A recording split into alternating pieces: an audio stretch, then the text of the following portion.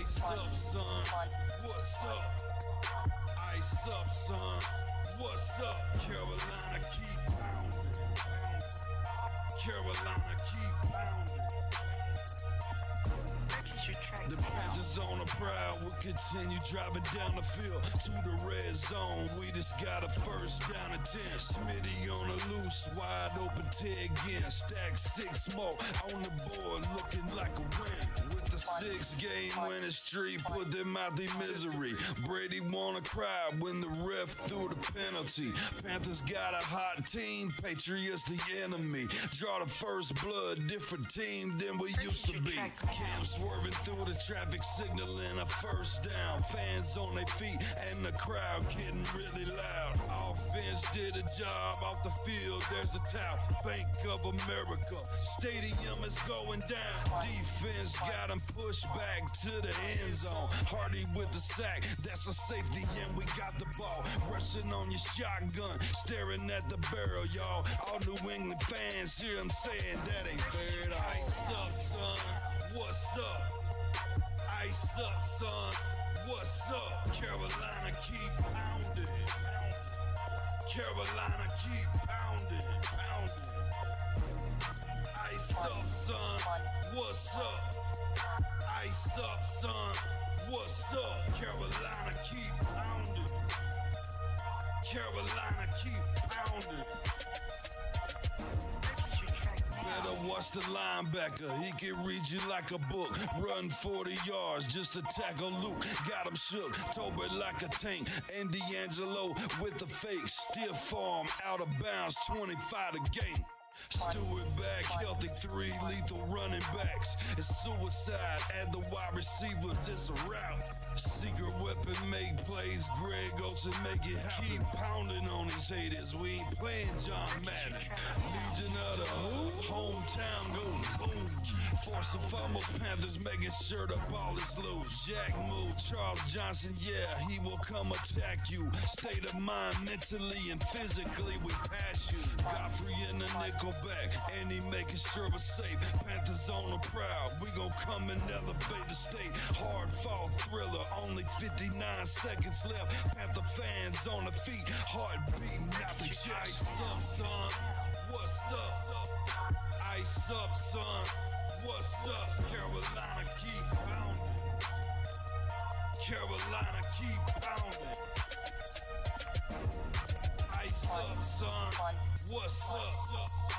Ice up, son, what's up? Carolina, keep pounding. Carolina, keep pounding. Ice up, son, what's up? Ice up, son, what's up? Carolina, keep pounding. Carolina, keep pounding. Ice up, son, what's up? Ice up, son, Carolina, keep pounding. Carolina, keep pounding.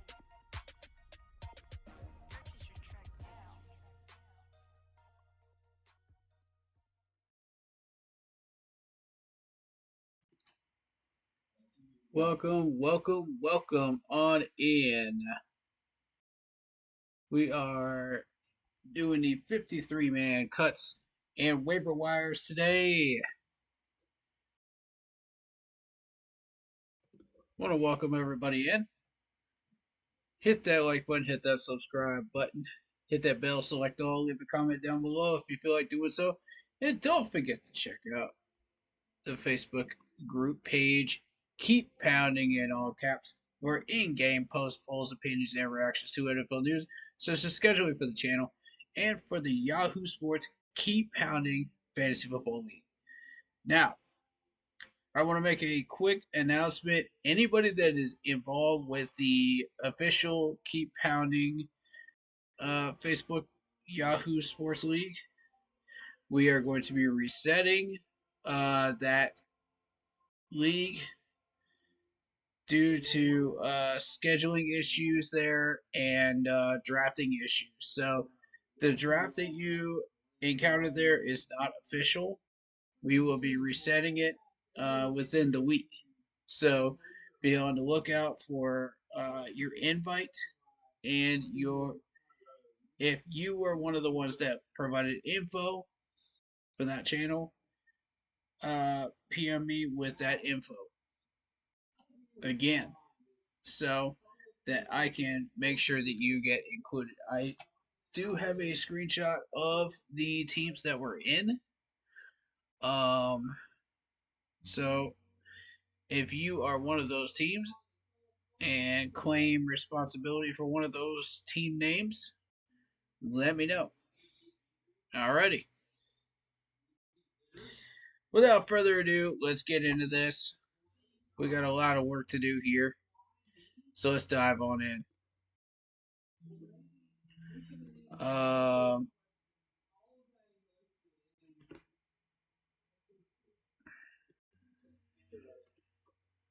let's get this going real quick. All right.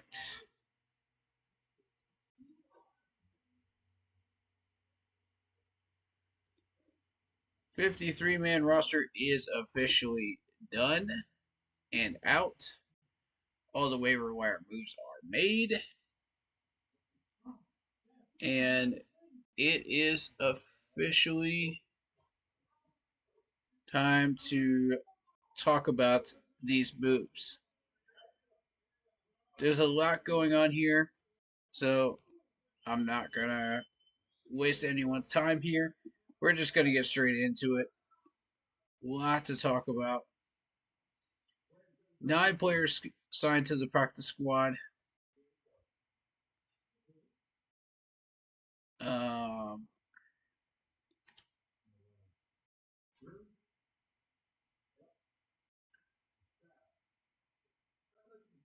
Thinking long term while retooling a roster, a delicate balance.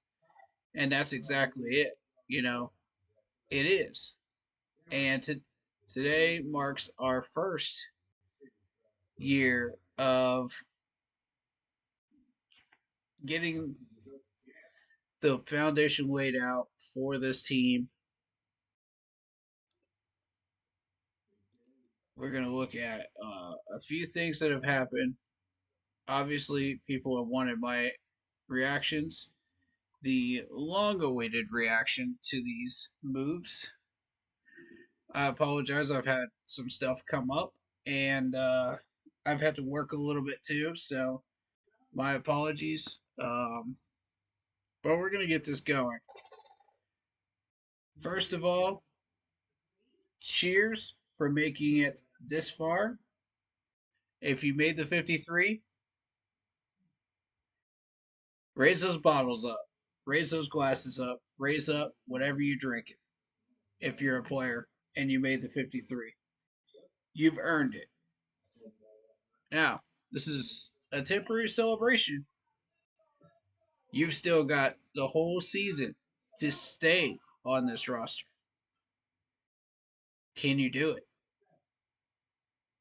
To the fans that have weathered the storm through training camp, through the practices, through the preseason games, we've made it this far. So cheers to all of you. We made it with a long road ahead of us.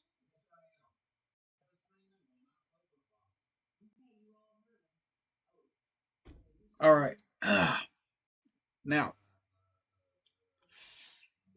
this is not to encourage any type of alcohol drinking or anything like that.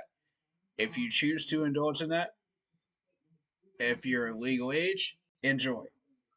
If not, find something else that you like to drink. But I gotta say, man, before I get into all this, man, I was working about 5 or 6 hours today, and people are crazy on the road. Okay, people are crazy. I about got ran off the road about half a dozen times this just today, and it really opened my eyes.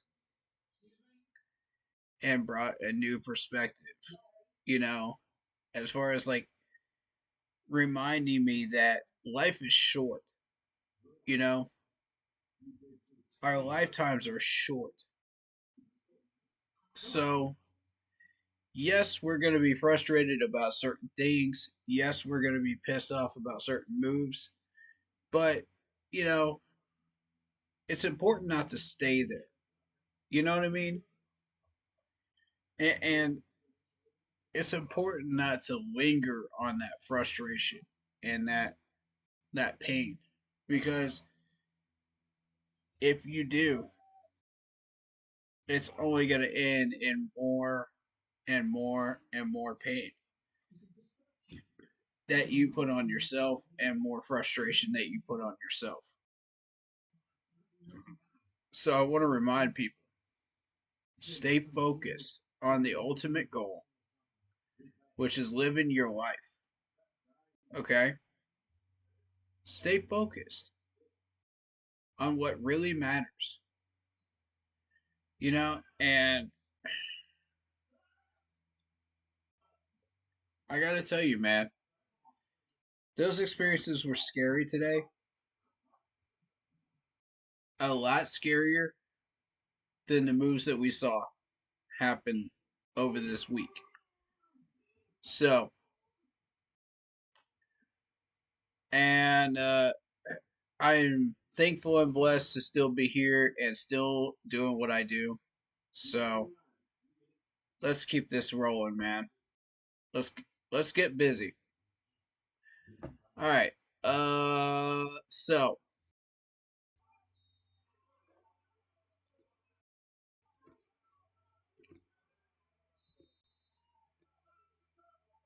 So let's begin with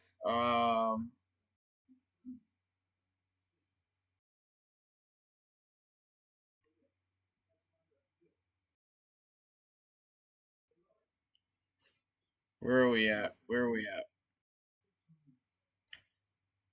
8:31.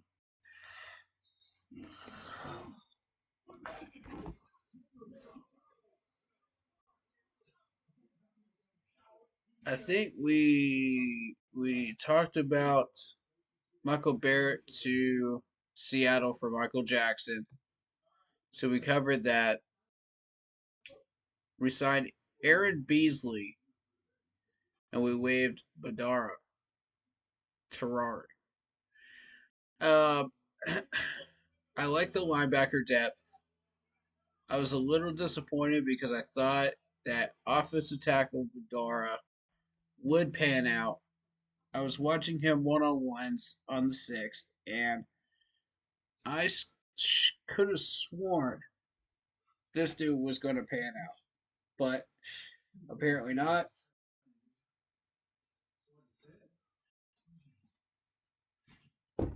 And the next move was to keep moving and put Josh Neiman on the pup list. So on the 27th, here we go. We had a lot of moves go on the 27th. This was where it really began. So we waived the injured Junior Aho, the offensive tackle Tower Smith. We waived defensive tackle Umuno Ale, guard Jack Anderson, linebacker Aaron Beasley, who we just acquired on the 22nd, by the way, by getting rid of Badara. Cornerback DiCaprio Boodle, which honestly I thought did well. I was happy with Boodle. He looked good to me. But I didn't see much of Aho. I didn't see much of Ale. Jack Anderson didn't really impress me. Tower Smith didn't really stand out. Not surprised. A lot of these first moves were expected moves. Okay, so most of these guys were camp bodies anyway. Guard Mason Brooks, again, camp body. Alex Cook, camp body, the safety. Uh, Offensive tackle Jeremiah Crawford, camp body. Willie Drew, camp body. Linebacker Kenny Dyson, camp body. Felipe Franks. People should know the name Felipe Franks.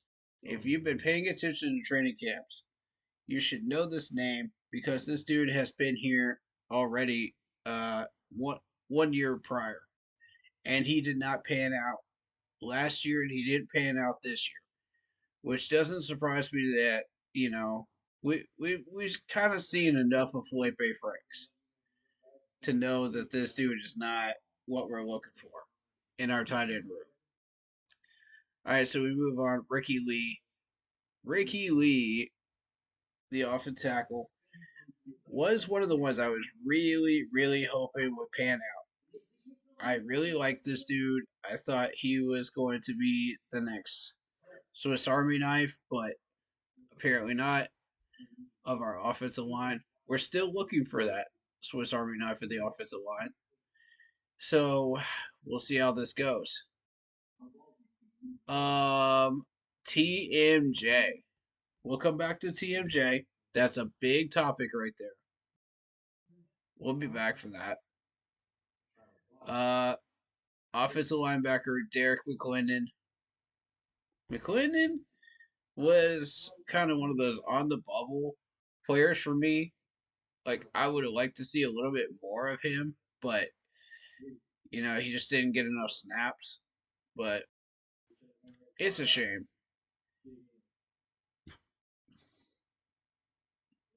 But I kind of saw that one coming. Cornerback Quandre Mosley. Mosley was another one that was didn't really pan out. Camp body. Defensive tackle Walter Palmore. I saw that one coming. Kind of a camp body there. Sam Pinckney, camp body. Pinckney didn't really do that much. Jack Plummer will come back to. Running back Jaden Sheridan. Jaden Sheridan, yeah, I've kind of seen enough of Sheridan, to be honest with you. I didn't see what I was looking for in Jaden, so with all due respect, it is time to let him move on.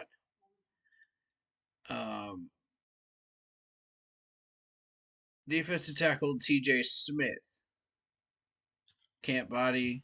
Michael Strahan, camp body.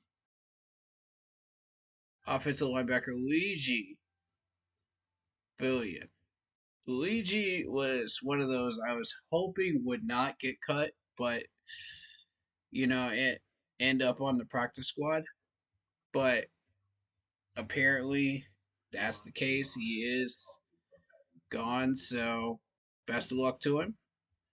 Hope he finds a better team that will work for him and fit his system better, or he fits their system better. Quarterback Chris Wilcox, camp body. Chandler Wooten. Chandler Wooten was the one that disappointed me right there because I was kind of hoping that he would at least be in a squad, but no, we decided we wanted to go a different route there. And that's kind of disappointing because I really did like him. Mostly for his tackling ability. Like, he was able to stop the yards after the catch. But that's not the only element, that is required for a linebacker for our practice squad or our 53. So, am I surprised? Sort of, but not really. We released Ike Bogetter, the guard. Nah, we got way too many guards. That's a camp body. Mike Boone will come back to. I want to talk about Mike Boone a little bit. But we'll come back to him. Safety Rudy Ford. We got too many safeties. Not a surprise. Camp body. Tight end Jacob Hollister. Camp body. Tight end Jasper Horsted. Camp body. And Jordan Matthews. We'll come back to Jordan Matthews. We placed Barno and DJ Warnham on the PUP list. We placed Jonathan Brooks on the reserve non-football injury list.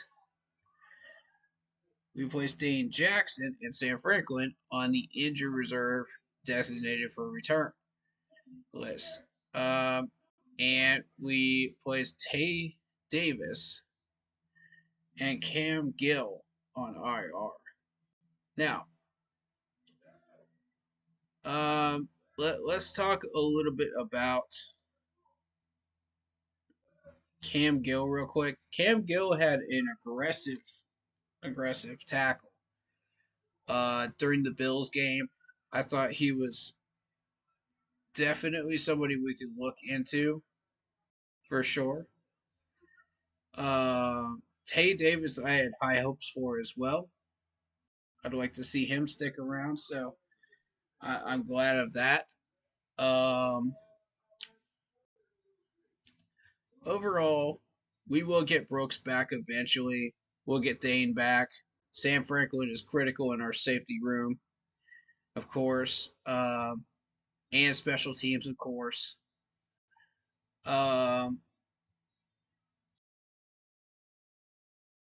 DJ Wanham and Barno, I was hoping would get some reps if they were healthy, and they were not.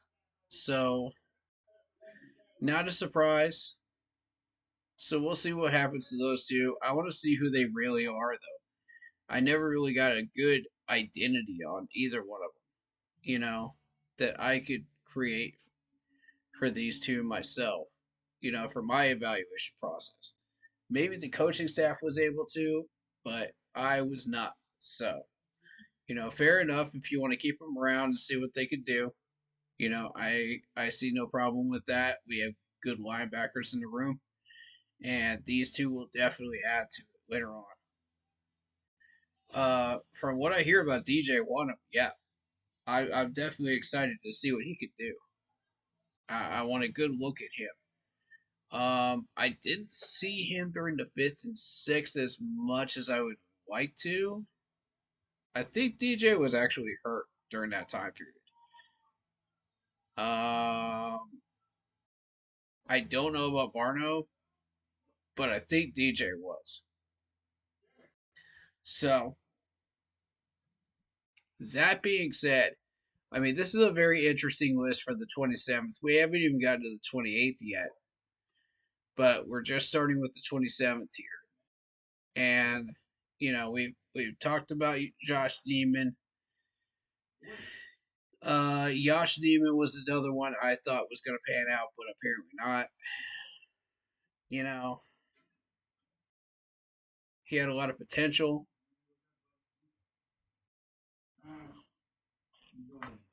Excuse me. Been a busy day. But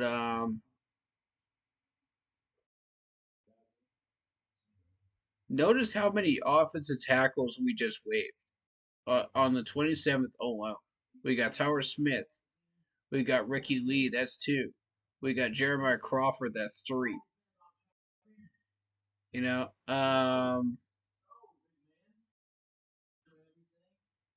That's 3 tackles already off the board. Now, my concern with this is we don't have reliable backups for Taylor Moton and Icky. And that's going to be a problem because we have got to have a reliable backup for both. Or at least one that can switch from one side to the other. And I was so hoping that would be Ricky Lee. Ricky Lee was my guy, man. I had bets on him, and if it wasn't going to be Ricky Lee, it was going to be Bedara. But that's just based on what I saw on the 5th and 6th, but apparently neither one of them are it. Okay, so what now? Well, we're going to see. Because today, we picked up Brandon Walton. We'll talk more about him in a little bit. But first, I want to focus on the 27th. But the reason I'm starting with the offensive line is because it's so critical for us to make sure that we have this offensive line figured out for this season.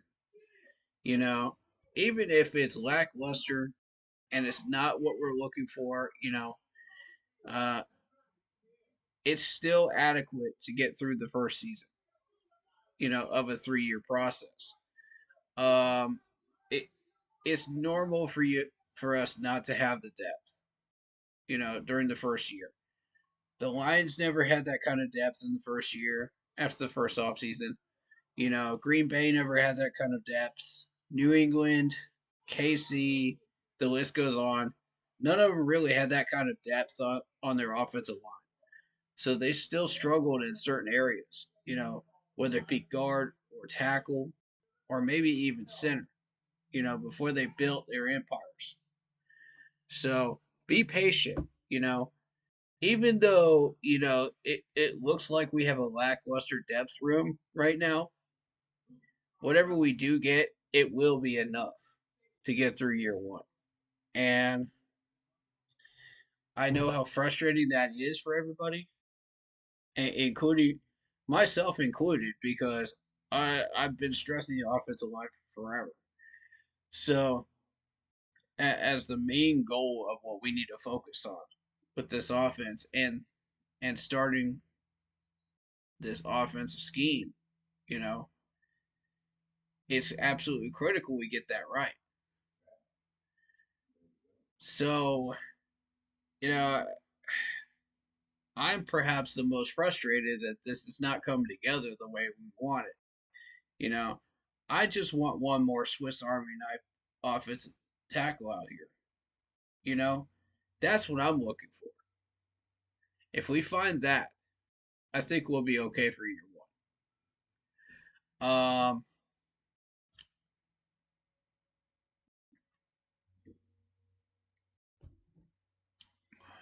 That being said,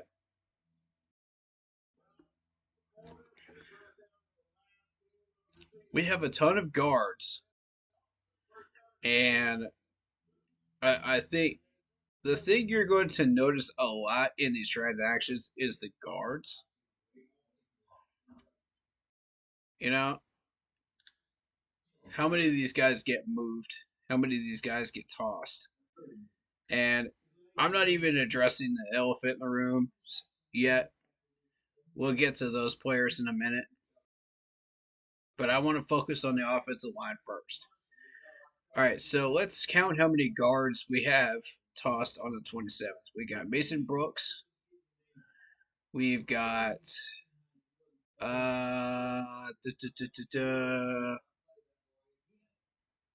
okay, so it looks like it's just Mason Brooks for the 27th.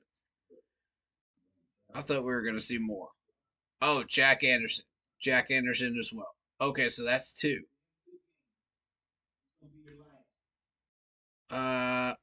Ike. Ike is three. Okay, so we have three guards tossed just on the 27th. Um, so it's three tackles, three guards, which doesn't surprise me considering how many guards we went after and signed. So none of them were it. And the coaching staff has stressed that we are still not satisfied with the offensive line. And I totally get it. We're not. Definitely not.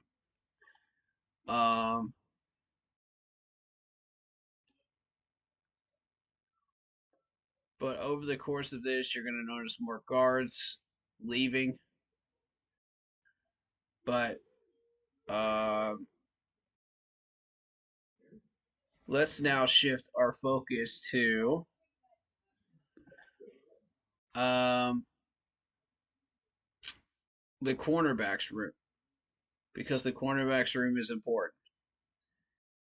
We are still looking for that number 4 corner. Now, since Dane Jackson is hurt, he will eventually return.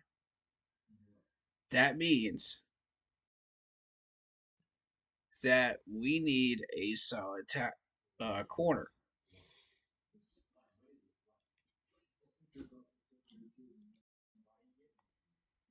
That being said, let's look at our cornerback room. We've got Troy Hill. We've got J.C. Horn. We got Chow Smith Wade. We got Keenan Isaac. And we got Samir Bartholomew. And of course, Tariq Castro Fields. That officially made the 53, along with Michael Jackson.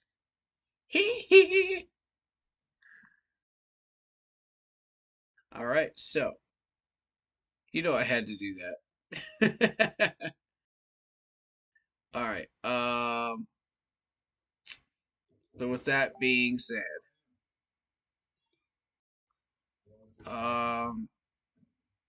we have had, let's see, Boodle, which was my choice to be the number 4 corner, get cut. Willie Drew, who got cut. So that's 2. We cut Mosley, that's 3. We also cut Chris Wilcox, that's 4. So 4 corners cut on the 27th. Now, why that's significant is we thought that Lamar Jackson was going to be the guy that we are going to put on our 53. He got cut way earlier. Keep that in mind, folks. He's not there either. So between Lamar Jackson and Boodle was the battle I thought was going to happen for number 4. Now, neither one of them are there. They're both gone. Okay, so what's the plan now? Then it would have gone to Chris Wilcox, to me. Because Chris Wilcox looked real good. Then maybe Mosley, then it would go down the list, But for me, I thought there was a lot of potential there.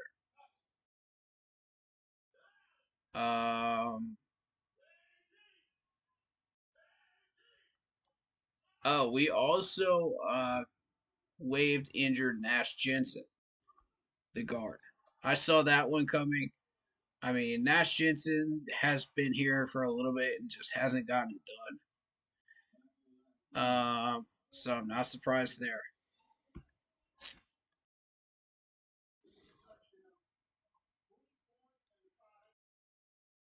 Moving on to the linebacking crew.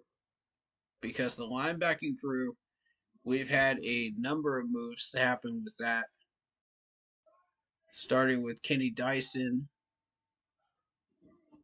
You have Derek McClendon. Derek McClendon was the guy I would have chosen to make at least practice squad. But now he's gone. Or Luigi. It was a close battle between Luigi and Derek McClendon to me. I would have chosen McClendon because of McClendon's abilities, but it was a tight race for me.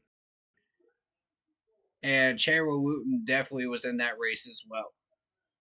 So the 3 of them, I mean, it would have come down to the 3 of them for me, as well as which linebacker would have made uh, that last roster spot. You know, but if you look at the linebackers, let's see who actually made it. You got Quaden, you got Josie Jewell, of course, John Riggington, which I got questions about that one. I didn't even see John Riggington, to be honest with you. Perhaps I missed a lot of tackles that he made in crucial run stopping situations, but I didn't notice him. I'm just being real. Yeah, I mean, he's 6'0", 236, but he was barely noticeable. Except for the fact that I've got him in my notes as number 49.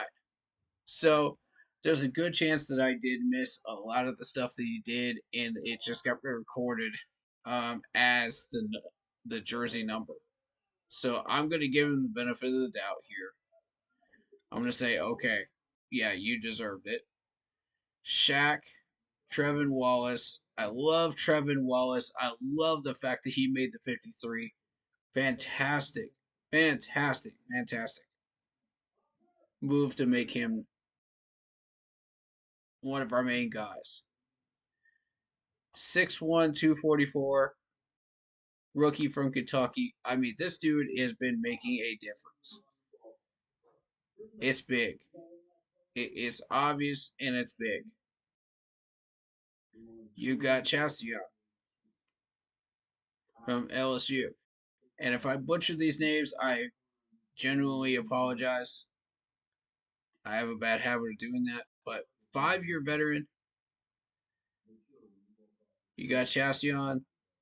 You got Clowney, of course, who I consider to be a defensive end, not necessarily a linebacker. But in this defense, he's a linebacker.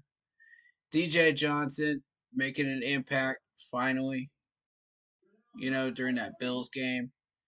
Happy to see him. Happy to know who he is. 6'4", 260. He's got skills, and it took a coach like Dave Canales to bring that out of him. Under a non-proper coaching staff, you would have never seen those skills come out. You got Iku. I like Iku a lot. And I honestly, that linebacking crew, it was so difficult. If I had to choose between these linebackers, who was going to make this 53? Man, I'm telling you, it would come down to the last couple of days for me because it's such a tight battle between these guys. It really was throughout the entire preseason. During training camp, I mean, I honestly could not choose a winner. This is where I would absolutely hate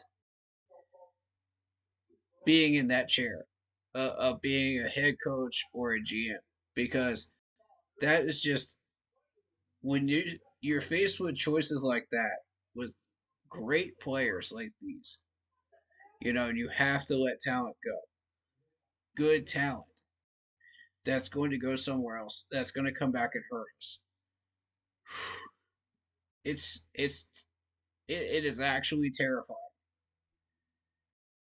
if you're making that many millions of dollars, and that these guys are going to come back and pop you in some way, shape, or form. Man, it's tough. I do not envy these two men's jobs at all. I have full respect for these jobs and what they entail and what it takes to do these jobs. Because I honestly, I can say and I can claim that I can do a lot of these things, with my knowledge.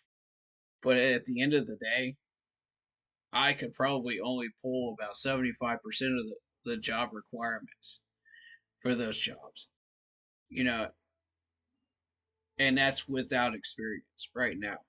If I had more experience, even then, I still wouldn't want those jobs because if you consider how tough that is to make those calls and to tell these guys, best of luck. I hope that you find a better, uh, a good fit, you know, in a place that can maximize your potential. You know, that's a tough conversation to have with these players. And so I respect Dave Canales so much for having that tenacity and being innovative and out of the box and going out there and saying, "Yeah, here's some constructive criticism for you as you go out. Take that info, take what you learned with you, and best of luck." I love Dave Canales for doing that. No other coach out there is doing that, to my knowledge. And I have so much respect for that. Because that tells me right there this is a coach that cares. He cares about your well being. He doesn't just care about, winning. He doesn't just care about making money. He doesn't just care about the job position itself. He doesn't just care about the franchise. He cares about these players as people. He cares about them as people, as human beings, not just names and numbers on a sheet of paper. Not just a, a person filling a jersey on Sunday mornings. That, to me, right there, says volumes about this man. And I love it. I love every part of it. Dave, please keep doing what you're doing because these are great qualities in a head coach. Qualities that we have been sorely lacking and needing. And as you have said, in your pressers, Dave, you know, we want to get down to the point where it is impossible to choose what talent stays and what goes. You know, and I'm not paraphrasing him, but that's essentially what he said. And I totally agree because that is ultimately what you want in your 53-man roster. You want to be able to have to choose very, very difficult choices to make sure that your players are the best versions of themselves and the best 53-man roster we could possibly build. And do I think that we have accomplished that? I'll answer that in a little bit. Because we still have a lot to look at here, ladies and gentlemen. We're just getting warmed up. All right, so we've looked at the linebackers. We've looked at the corners. We've looked at the offensive linemen. So let's look at the safeties now. We've got Rudy Ford, who is another camp body, another unfortunate victim of the cuts. And yeah, saw that coming. We got too many safeties in the room. Alex Cook as well. I saw that coming too. There are a lot of moves that I already knew were going to happen. I didn't post them publicly, but I knew that they were going to happen. Most of these names do not surprise me. Now, let's get to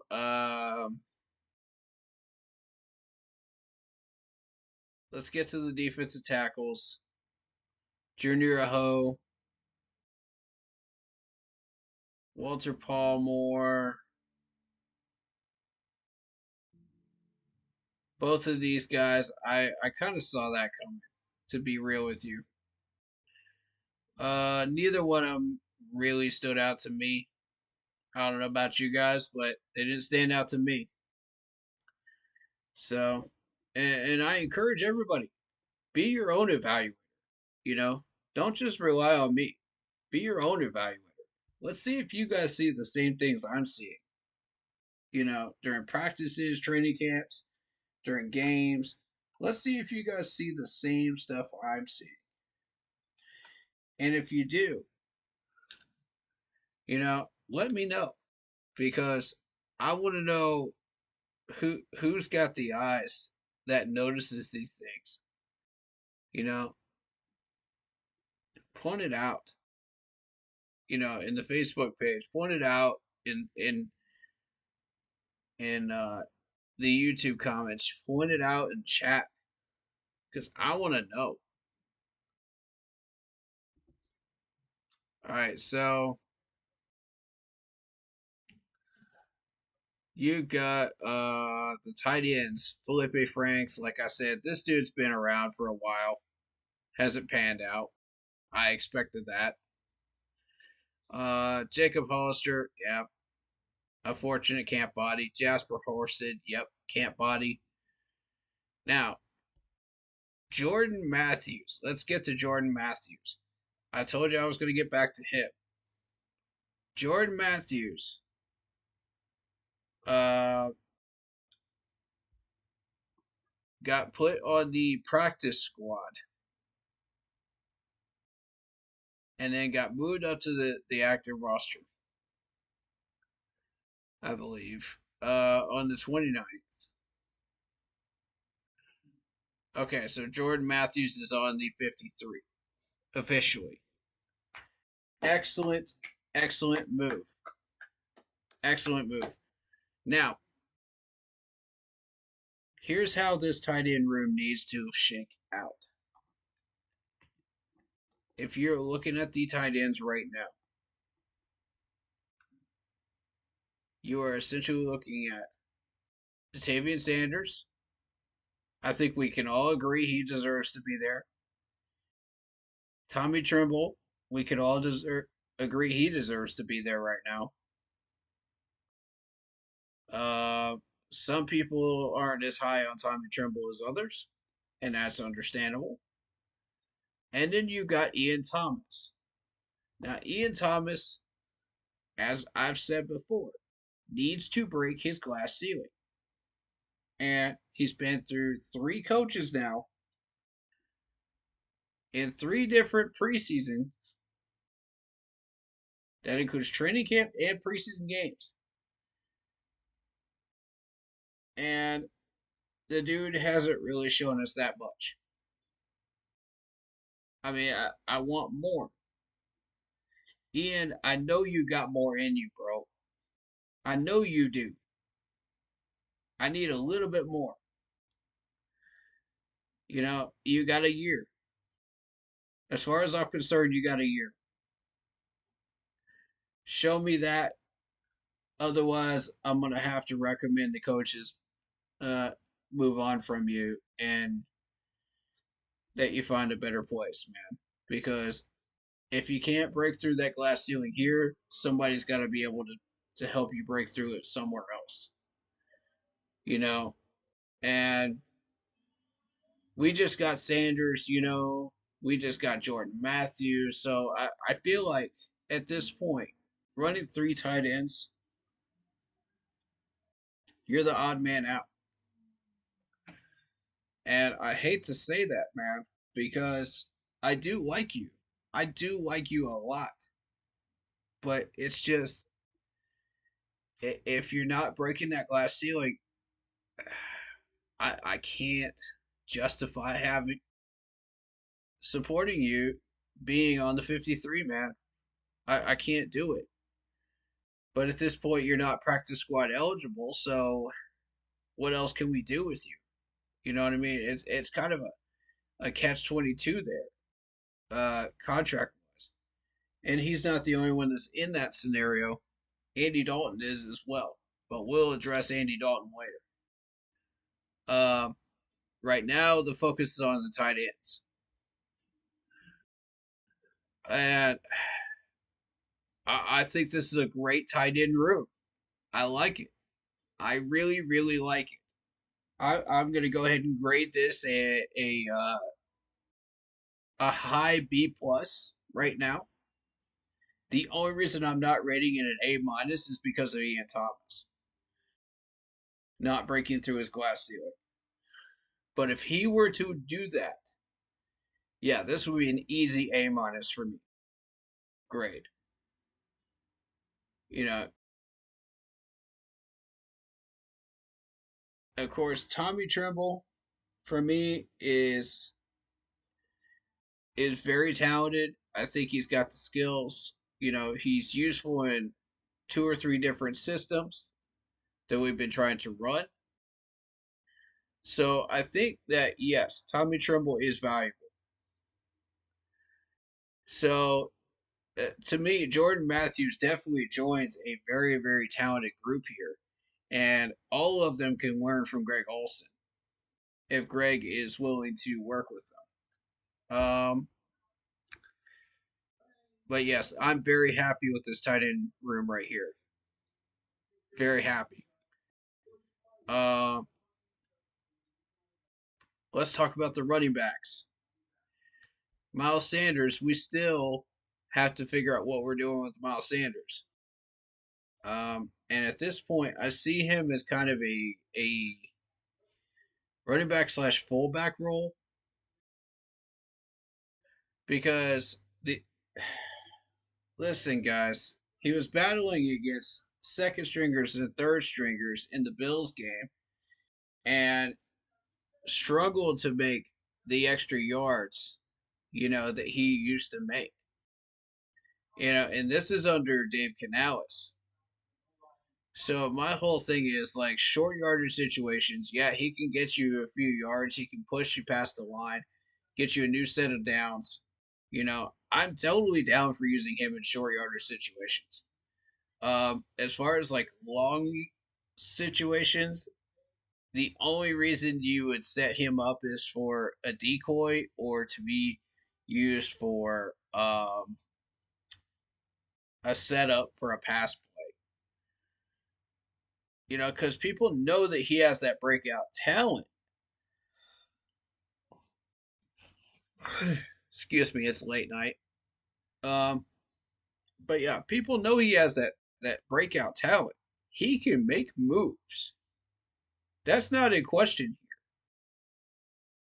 The question is, how strong is he compared to how strong he used to be? When pushing the pile and trying to force those extra yards.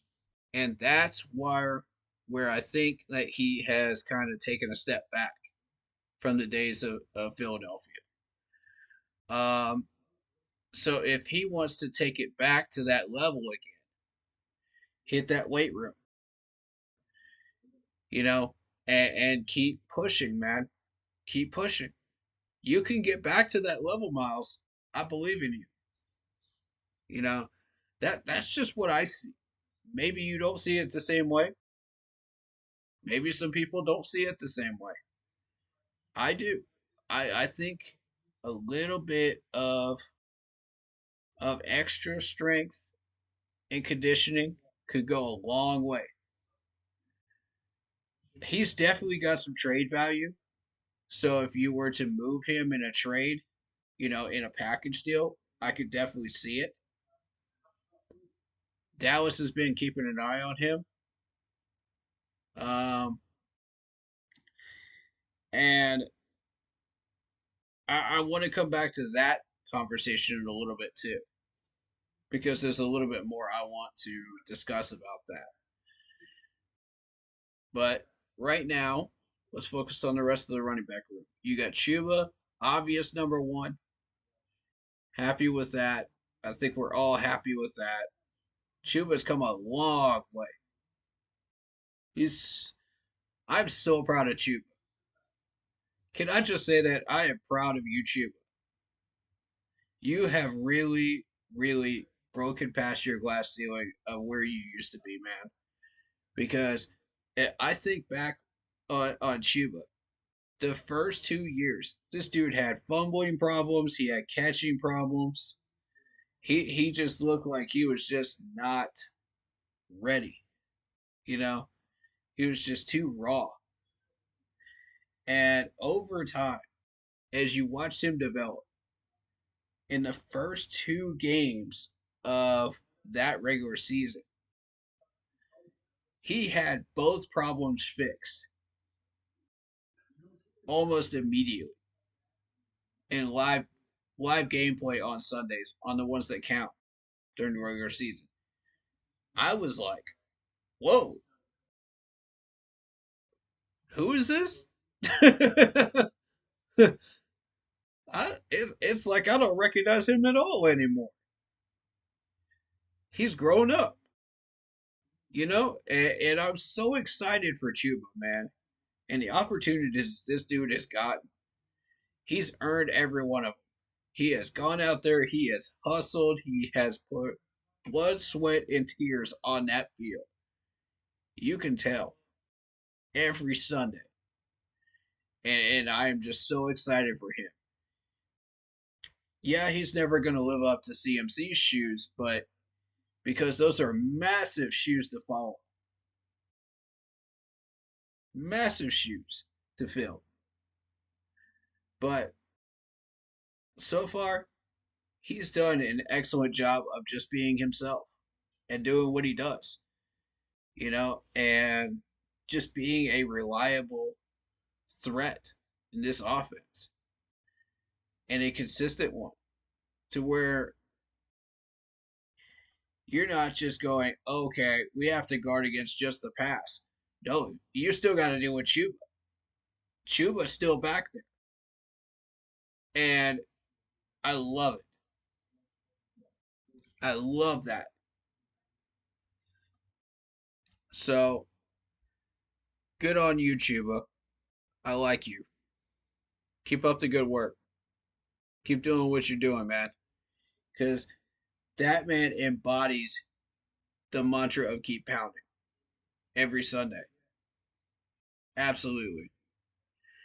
Without a shadow of a doubt. Then you've got Blackshear. Now Blackshear's been here for a couple of years, hasn't really done much except for special teams. Um and to be frank with you, he hasn't even really done that much in special teams.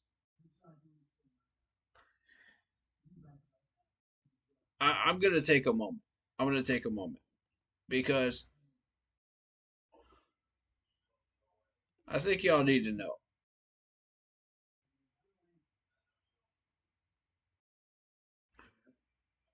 Your main job,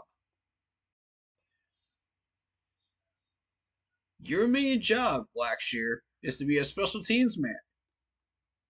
Where are the stats? I don't see anything in preseason. Okay, 2023. Let's look at 2023.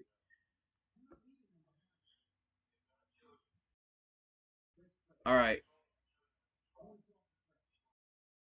Your biggest highlight from the regular season was 5 carries, 18 yards. That's 3.6 average for last year.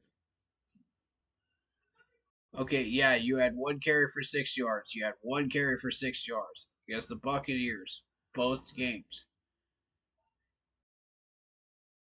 But since then, what have you done actually running the ball? Not much. Let's be real. Okay, 1 catch for 4 yards, 1 catch for 6 yards, 1 catch for 5, 2 catches for 26 against the Texans. Okay, so he did a little something something against the Texans in wide receiver routes. And then right back to 1 catch for 4 yards. And then nothing for 5 weeks. Nothing.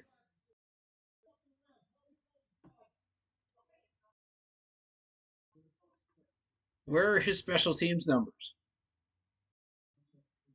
Because that's what I want to look at. As far as I'm concerned, like, this dude has had plenty of time in 2 years under two different coaches. And if your only main specialty is special teams and you're not even doing anything in special teams, why are you here? With all due respect, why are you here? We could easily replace you with somebody else. You know? Not that I don't like the guy. I really do like the guy. I think he's cool. He's a fine gentleman and a respectful person, you know? But that's not enough. You got to be a baller. If you're not a baller at your specified position where you're supposed to be doing something, why are you here? You see what I mean? Like, there's tons of nice guys in the league that play the same position as you that have better skills.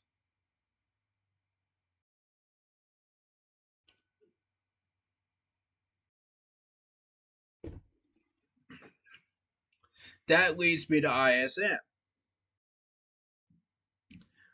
Why in the world did we cut the one guy that was absolutely slaying it during punt returns and kickoff returns against the Bills in preseason game? The preseason game. Why? Oh, you did it for money? What, we saved $2.5 million? Oh, big whoop. Big whoop-de-doo. What are we going to do with $2.5 million?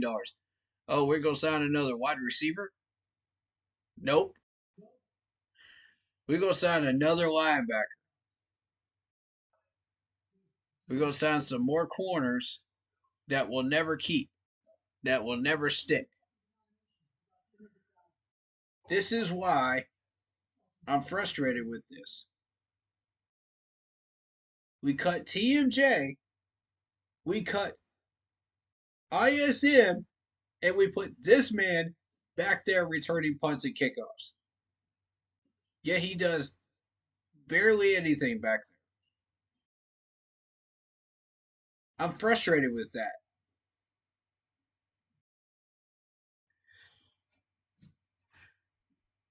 Please, somebody in chat, tell me why I'm frustrated with that, because I can already answer that question for you.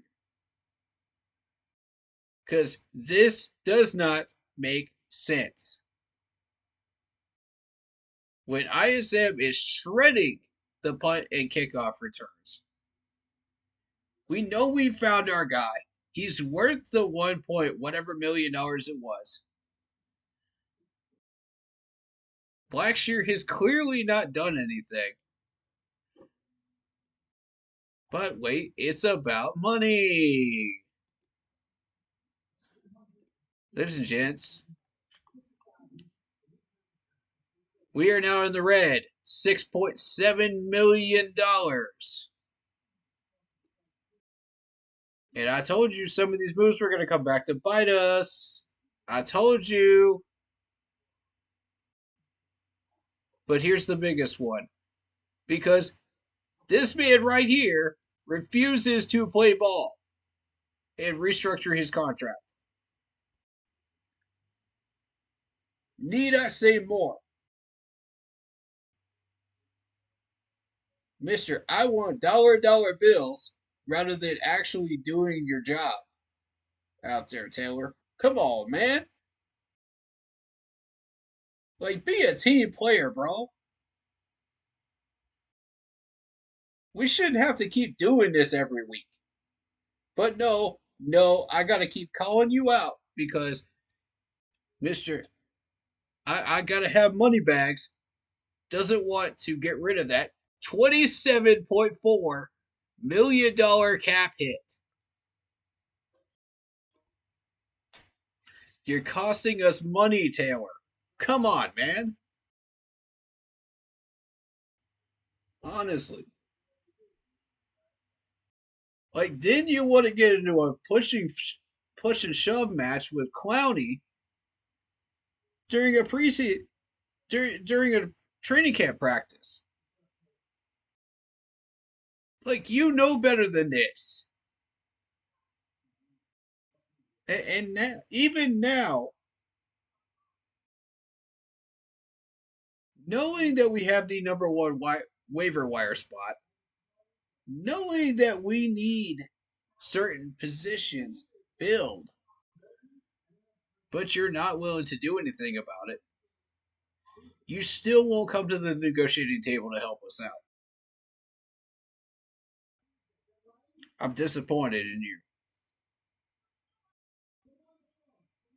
Get on the phone with your agent, please.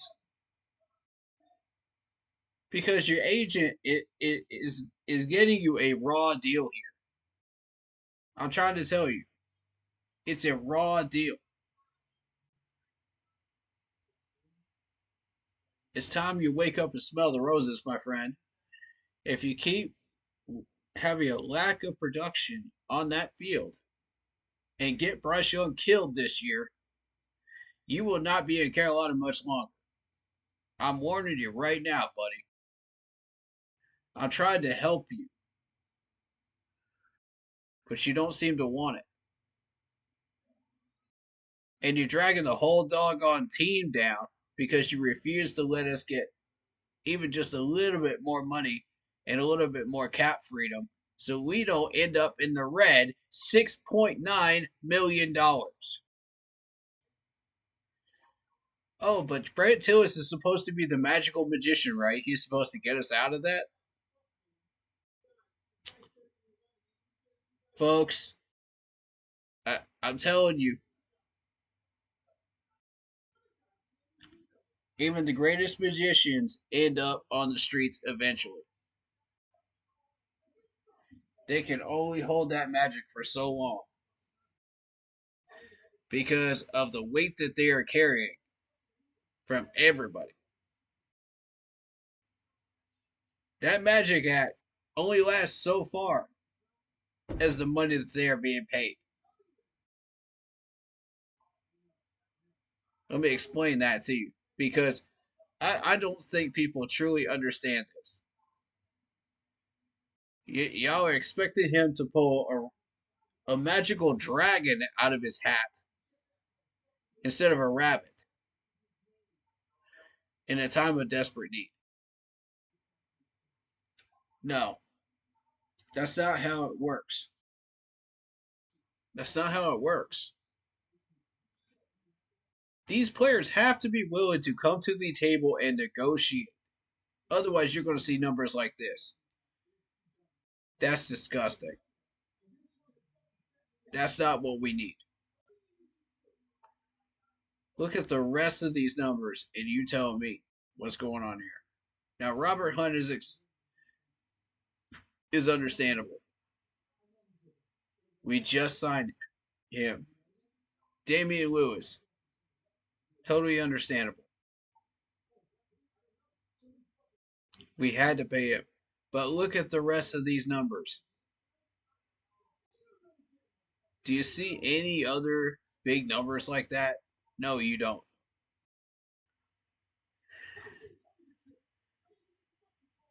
Okay, Derek Brown. We have to pay Derek Brown. Fair. $41 million. Bryce Young, 31. He's a quarterback. Okay? Beyond that, though, where else do you see a cap hit of 27.4 on this roster? Okay, the guy made the Corolla one time. Whoop-de-doo. Can he do it again? That's my question. Can he do it again? And Taylor, if you're tired of people blowing smoke at you, do something about it. I care about you, man. Do something about it. Come out there and block. Come out there and do something, man. Golly. Actually, it was Icky that stood up to Clowney. My bad. It was Icky that stood up to Clowney. My mistake, Taylor. My mistake. I corrected myself. All right. My apologies. All right. So Icky did his part. He stood up to Clowney, and then he started taking that energy onto the field, and he started blocking. You still have yet to master that, and I want you to, Taylor, because I know you got it in you. That's why I'm being so rough with you, man. Because I know you got it in you. That's why I'm blowing smoke that in your direction, bro. Because you're the last one. Now I admit, Icky still got a little bit of refining to take care of, and a little bit of stuff to deal with. But that's all right. I'm willing to be patient with Icky because he just showed me he's got that fire in him. Where is yours? Where is yours, Taylor? You getting paid all that money. Where is yours?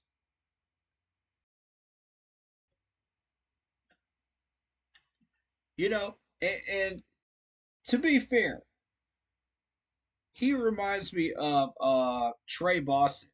Trey Boston was a Jekyll and Hyde player on the field. As soon as he knew he was going to get paid, he turned it on. As soon as he got his money, it was just like, okay, yep. I'm going to nonchalantly like miss some blocks, do you know eh, miss some coverages, this, that, and the third, and I'm like, okay. So it was about money with Trey.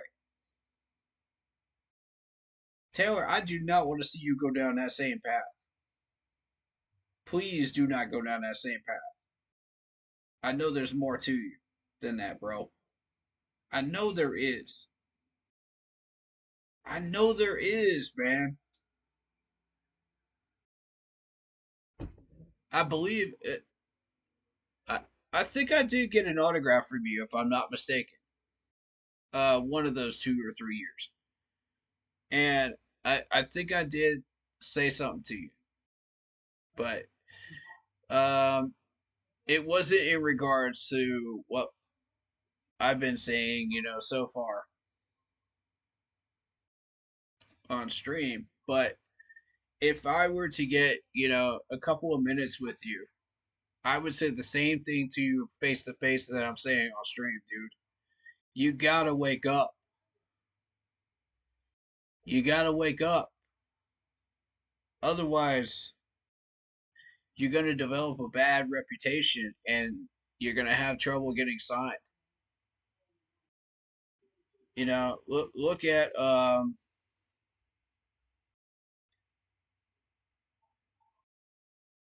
trying to find a good example. Oh boy. I know there's at least a handful of those players out there though that develop that reputation and then they have trouble getting signed.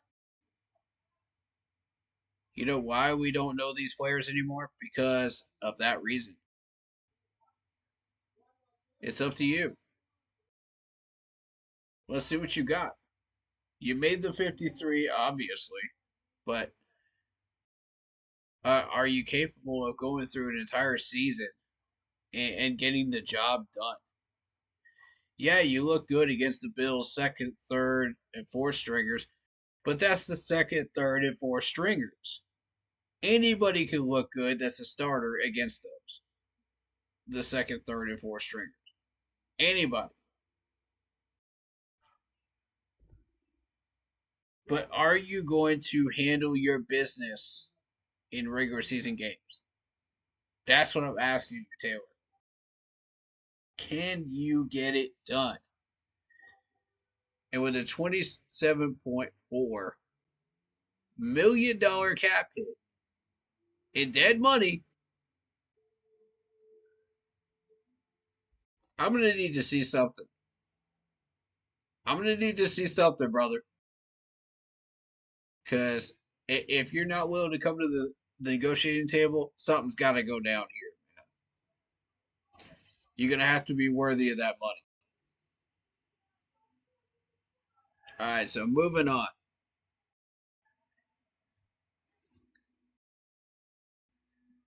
I want to talk about Jonathan Brooks now. Jonathan Brooks. Now, Brooks has a lot of potential. And I believe we put Brooks on the practice squad, if I'm not mistaken. The problem with this is he's got way too much talent to be sitting on the practice squad. No, no, no, no, no, no. Now we got Blackshear sitting in this running back room. And then you're going to tell me, this is what you're trying to sell me, Panthers management. You're trying to sell this to me in a pamphlet or in a book. You're trying to sell this to me. That TMJ got cut because he could not play special teams. That's what you're trying to tell me right now. That's what this is your selling point for why we should accept this. Yet you've got Blackshear back there who hasn't done anything in special teams. You just had ISM tear it up on punt and kick returns. And yet TMJ gets cut because he can't play special teams?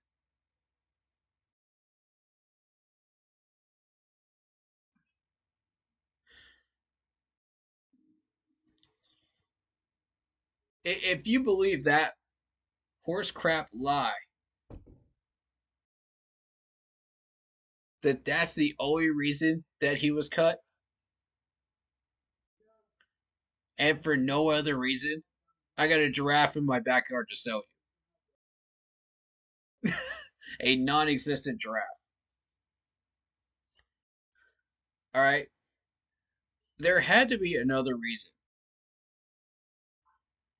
Now, from what we understand, we tried to trade TMJ. Nobody wanted him, which I think is horse hockey as well.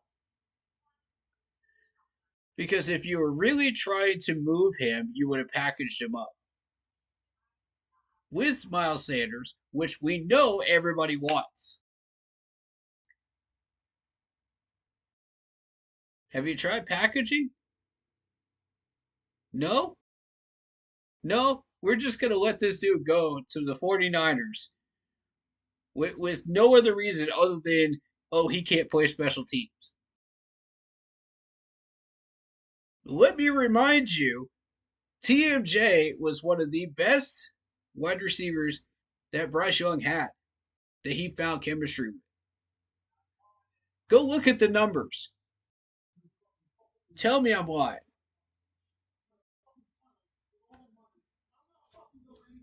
This dude cannot play special teams.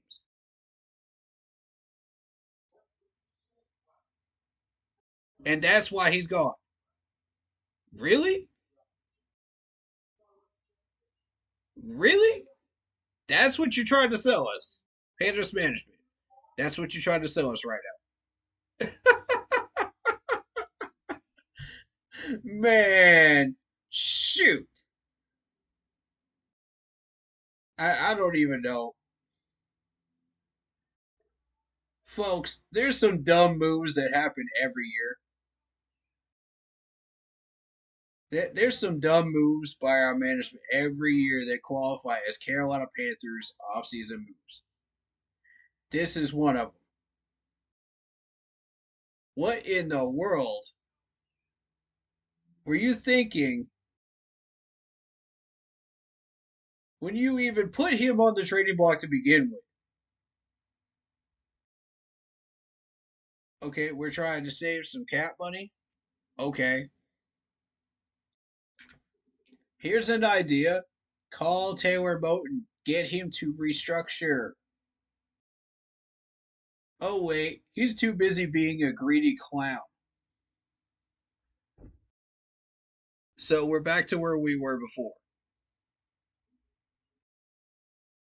Yeah, Taylor, I'm calling you out. And I don't apologize for that statement either. Because that's exactly what you're being right now. As a player and as a person, I know that you are not a clown, but you are acting like it right now. But anyway, back to the present problem of TMJ. You didn't try packaging him up with Miles Sanders, who everybody knows Dallas wants Miles Sanders. Philly does not want Dallas to get a hold of Miles Sanders or TMJ. So here's what you do instead. From what we were hearing for a little bit, is that Bradbury was going to get released. He never did. But if you look at Bradbury's contract, it's not that great. I'm going to put it up on screen for you guys. Hold on.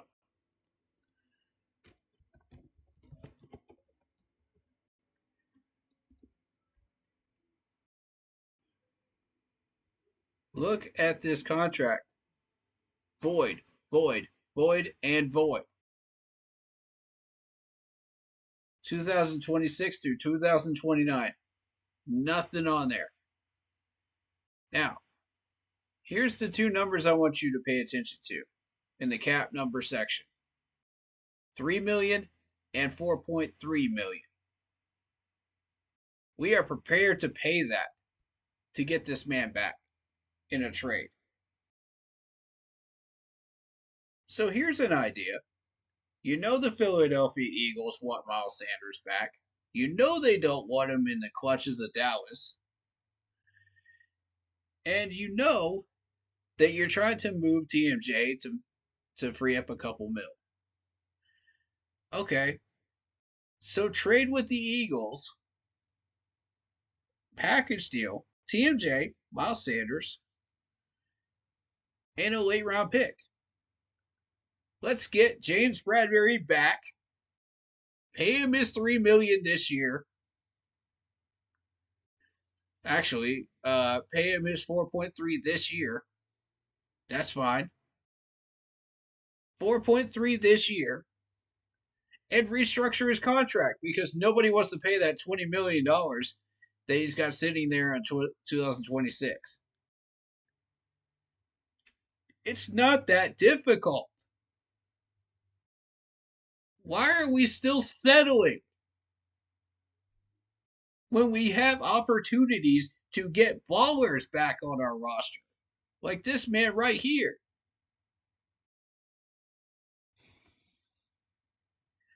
This is so frustrating. And yet you want to use the excuse of, oh, we couldn't trade him and he can't play special teams. That's the difference. Man, bullcrap.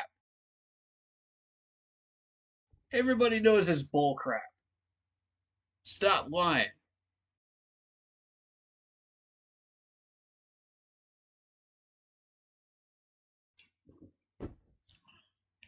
And this ain't the beer talking. This is me saying, I'm tired of this. Be honest with us about what you're doing with these players. Because honestly, if we can, if we have a coaching staff that cannot be transparent with us, how do we expect to trust them when we got opportunities like this sitting out on the table? Okay, we're still trying to find that number 4 corner. We're still trying to find that number 2 corner, right? We can push Dane Jackson back. You know, we can move. Uh, uh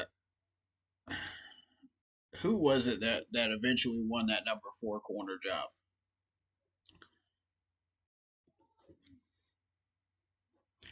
I already got on Blackshear. I'm done with Blackshear. I'm done talking about Blackshear. We're going to corner. Who was it that won this job? You got Bartholomew. You got Fields. Castro Fields. Who won this job? Oh, wait. It was Chow Smith Wade, the man we drafted to begin with. Solid number 3. We know he's going to be number 3. Come on. That's obvious. Number 4, Michael Jackson is the guy you push back to number 3. Then Chow Smith Wade goes to number 4. You got Bartholomew, you got Fields that go back to the practice squad. If you get Bradbury, not that challenging to figure out. Like, this is not rocket science. It's called package deals. And Dan, I know you know how to do this, bro, because you've done package deals before. You've done this stuff before, bro. And I'm trying to open your eyes to another opportunity.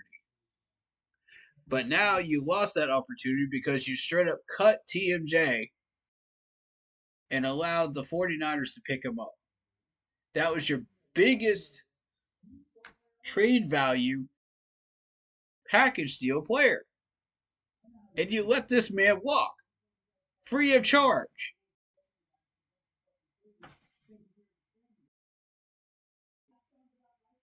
I don't get it. I don't get it. Somebody help me here. I don't get it. You got all these other podcasters saying, "Oh, TMJ is terrible. TMJ is this. TMJ is that," and then all of a sudden he starts popping off during preseason. Now he's got some trade value, and now you won't even freaking package him up.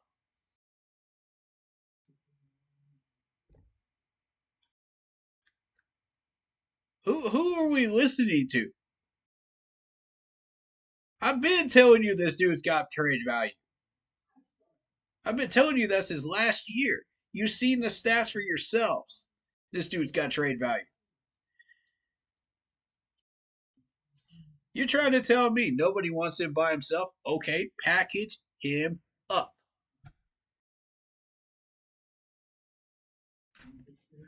It's not hard.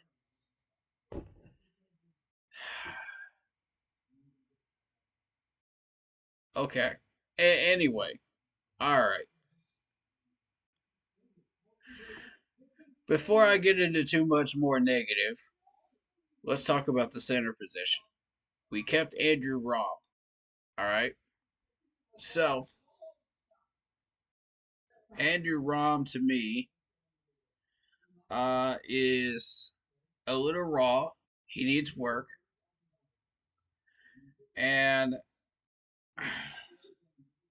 I mean, I thought the plan was to put uh, Brady Christensen back there behind center, locking him up. All right. I think this is a good move. Going with Andrew Rahm. Although I would probably go with Tyler Larson, that's on the free agent list, who is better than Andrew Rahm at this point. Yeah, Andrew Rahm is a rookie, but we need somebody solid. Yeah, we can upgrade on top uh, on that backup center position later on. But right now, we need somebody solid. Otherwise, we're not getting through this season. We got too many offensive line injuries in our past history to be settling. So I hope Andrew Rahm is what everybody claims he is in our management. I really, really do. I want to believe he is. But I don't know. I just don't see it. I don't see what they're seeing. I you guys have more closed off practices than we are able to attend, you know, in training camp. So maybe you guys saw something we didn't. I don't know. But you definitely can't lock Brady Christensen up at center position, because once you lock Brady Christensen up at center position, you can't move him around. And we've been moving him around all 5 positions. Um, so I don't know how that's going to work. I really don't know how that's going to work. He's got to be versatile. He's got to be ready to go.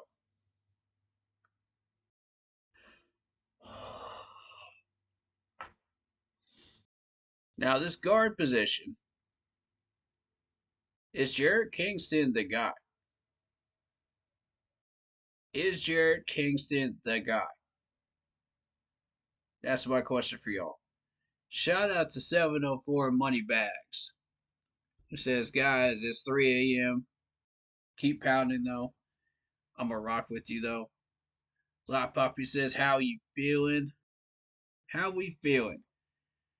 That's a good question. That's an excellent question. How are we feeling today about these roster moves so far? How we feeling? Y'all tell me. Leave me some comments under the live.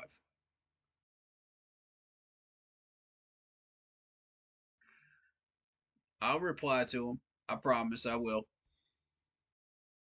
When I get some time, I will. I'll be checking for them. Then you got Chandler Zavala. All right, so Chandler Zavala. We gonna do another stream of this because I want people's reactions to this. Yeah, we're doing this at 3 a.m. But I want people's reactions to this when we finally get uh another live stream going this week. I'm gonna do a live stream reaction, and let people react, let people speak their piece, let people do what they're gonna do, in chat. We're gonna make it about the chat, you know what I mean? And I want people's genuine reactions to this. Don't put on a fake face just to make yourself look nice. Be real about it, man. If you feel a certain way, be candid about it. Say something about it. All right, so that's what we're all about here, man. Now, I'm gonna address a few things that I've seen. Uh,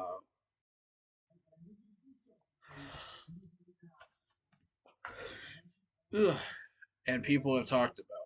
All right. So David Moore definitely earned his spot on the 53. I don't think anybody argues that.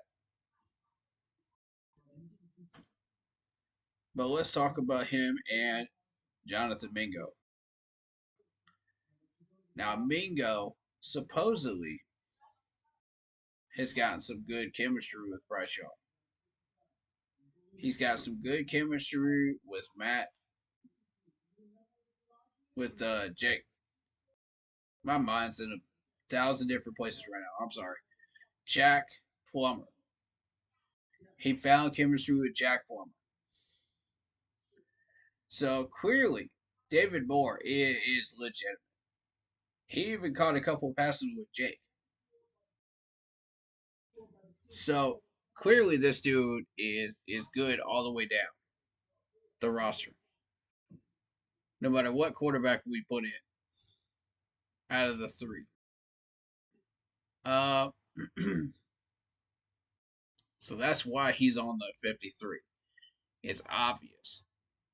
XL, I think it's obvious. We drafted number one pick, Deontay Johnson. Clearly, the number one wide receiver. Um,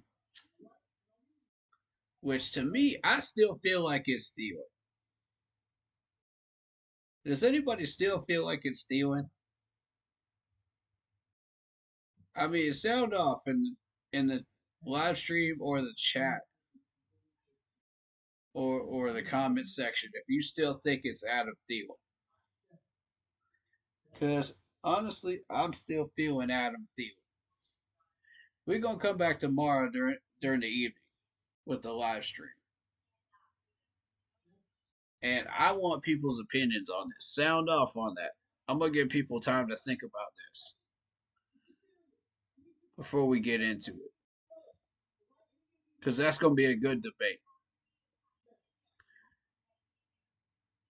Yeah, obviously Jamie Robinson making the roster safety position. Nick Scott, obviously. Xavier Woods, obviously.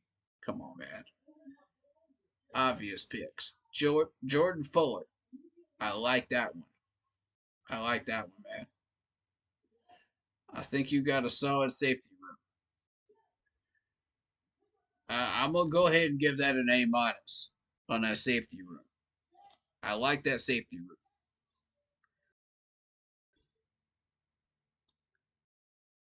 Uh, Wide receiver room. I'm gonna give that a B plus.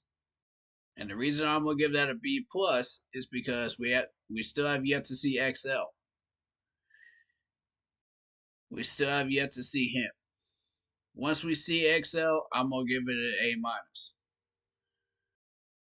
Now, we already graded the tight ends, tackle position. Icky, Taylor, Josh Neiman. I'm I gotta give my honest opinion when it comes to the tackles. That's a C grade. That's a C grade right there. Possibly even a D. I've not been impressed by the tackles, and I need to see something. I need something out of these tackles, man. Neiman might have some potential. So I'll bump it up to a C grade for the tackles. That's as far as I'm willing to go. Because Icky and Taylor Moton were awful last year. Y'all got to Y'all got to prove me wrong. Prove that grade wrong. If you don't like the grade, prove me wrong. Ball out. All right, so running backs room. We got Miles Sanders. We got Chuba. We got Blackshear. Man, shoot. B grade. B grade. Because I'm not happy about Blackshear. I see potential there, but I can't give it anything more than a B. Quarterbacks will come back to that. Linebackers. I definitely got to give that a solid B plus. We got some solid linebackers, and that's up that linebacker room. That's a solid B plus right there. But I need to see them in regular season action. You know what I mean? Before I can bump that up to an A minus and feel confident doing so. We know Clowney's solid. We know DJ's on the way up. We know Iku is solid. We know Chassion has a lot of potential. So I gotta go. I gotta go B plus. I see some real fire in those linebackers right now. You got Trevin Wallace up in there. You got Shaq. You got Josie Jewell. You got Claudius. Yeah, man. Yeah, that's a B plus. Does anybody see any reason not to give this a B plus? And I don't know about Rock. I'm not even gonna count him towards that grade, to be honest, because we'll never get down that far in the depth chart to even see him. So that's a B plus, Matt. That's a B plus. Linebackers wise. Love what I'm seeing there. Kicker Eddie, obviously an A. Love Eddie. Solid dude. And the reason I never give an A plus is because there's always room for improvement with any player set. Any players. There's always room. But I will give an A in a lot of cases. All right, guards.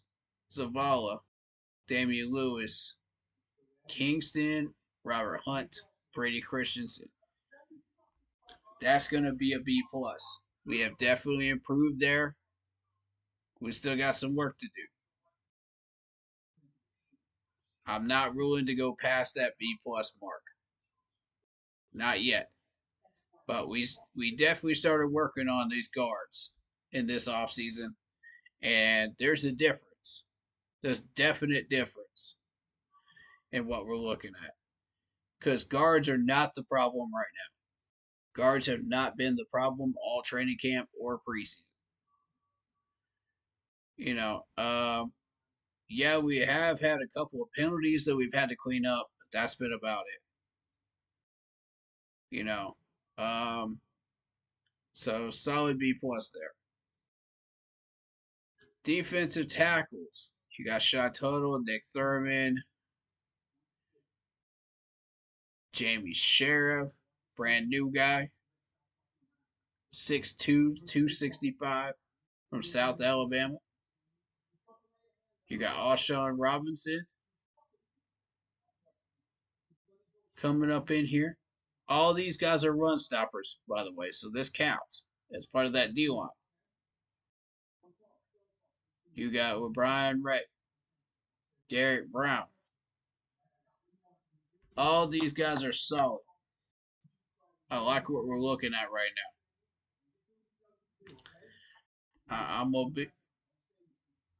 I'm gonna be fair here and say a solid B grade. Yeah, we got a little bit of work to do as far as run stopping. We allowed some rushes from people that are not named Frank Gore Jr. during that Bills game, and I got to take a second look at these defensive tackles, man, because I need to see, are these guys going to be consistent? Are they going to plug up the gaps? Are they going to get the job done? Second string, third string, fourth string, on down. You know what I mean? Are you going to be consistent? So the thing I'm not seeing is that consistency. I'm seeing run stopping, yes. But am I seeing consistency? Not necessarily. And that's where I think you guys could improve. So keep working at it. Corners. This is one of our weaker areas. Bartholomew, Tariq Castro Fields, Troy Hill, J.C. Horn, Michael Jackson, Charles Smith Wade, and Keenan Isaac. I'm not going to miss any opportunity to do that, by the way, right? Anytime I say his name, I got to do it, man. But it's definitely improved from last year. I was going to say a C grade at best last year at corner. Now I'm bumping that up to a B minus. We still got to figure out, and that's because Troy Hill was keeping that corner room alive last year. You could thank him for that, but that's the starting building block. We got to keep going. Mike Jackson's a good ad. Charles Smith Wade is a good ad. J.C. Horn is solid. Love him. And We're still looking for that number 4. We're still fiddling around with corner position, Matt. And you guys just cut Boodle, which could have been our number 4. So, B minus. I can't go any higher. Sorry. Until you find that number 4, I cannot go any higher. That's our weakest, one of our weakest spots. Which is still pretty good considering the talent that we have. I'm giving I'm giving us the great effort for the moves that we made and the talent we actually do have. Okay, so just so y'all know, this is nothing personal. This is how I, I see things right now. All right, center position, I gotta give that a B minus. I love Corbett, but his knee injury history and the fact that I don't know who Andrew Rom is, it's a little sketchy right there, man. A little sketchy. Sorry, it's a little sketchy. I can't go any higher. Let's go with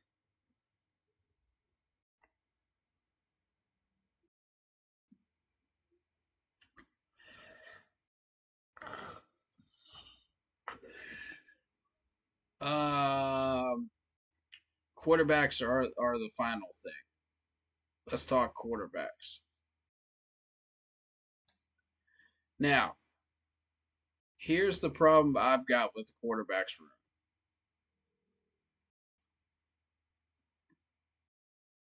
And I'm finally going to get to the elephant in the room here because this is vitally important that we get this right. That's why I waited until just now because I knew people were going to come in here and start checking this out right at this point in the VOD, right in this time area. Bryce Young is number 1. That's obvious. What the heck are we doing with Jack Plummer? Why is he on the practice squad?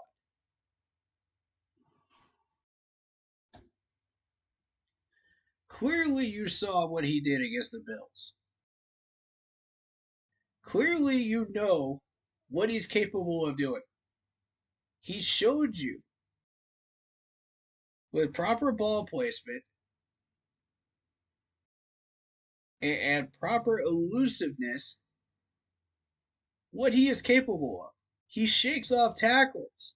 I mean, it's plainly obvious this dude is going to be a second stringer or a possible starter somewhere.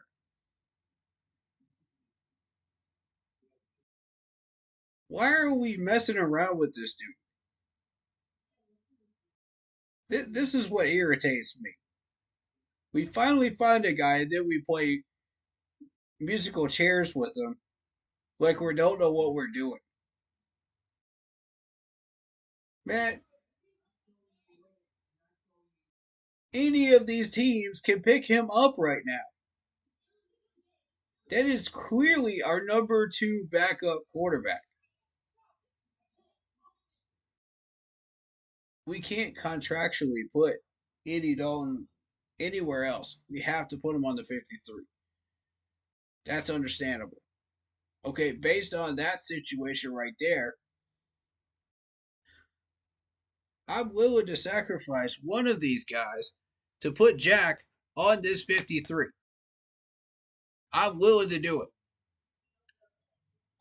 I'm willing to sacrifice a piece of talent that we have on this roster to do that.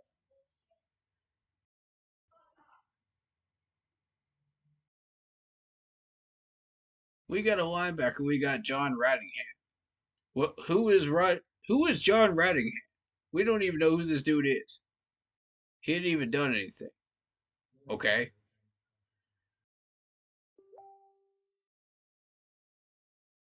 We've got who else? Who else? Who else? Who else could we possibly move?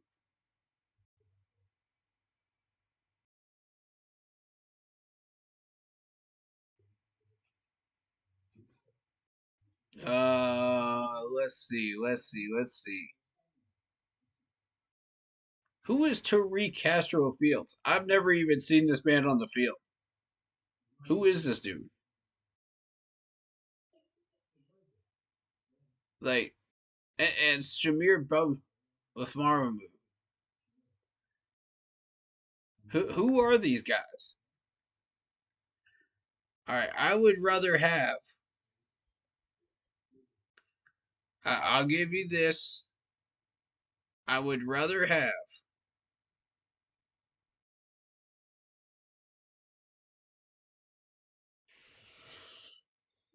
uh,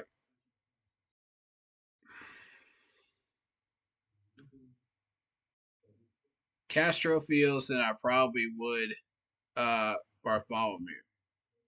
I'll say that right now because Castro Fields has had a few years now. He's got a little bit of history in the league, but if you're looking for somebody that is fresh and raw and developable, I can understand Shamar being your guy that you want to put in the 53 and moving down Castro Fields. Fair enough. One of these two has to be moved down. You know, uh, or might I suggest, I might be bold for doing this. I might be bold for doing this, man.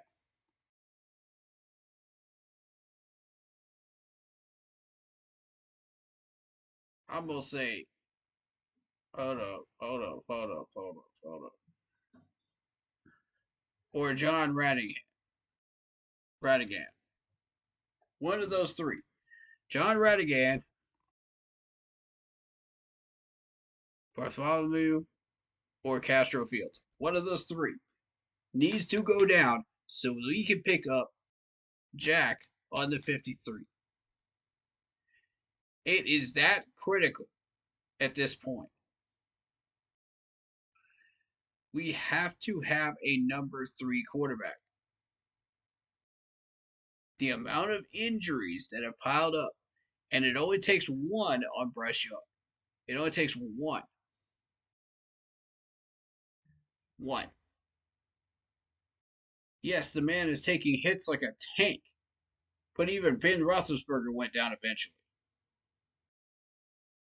At what point is Bryce going to take that one hit that's going to knock him out a few weeks? Are y'all willing to take that chance? Are y'all willing to sacrifice that?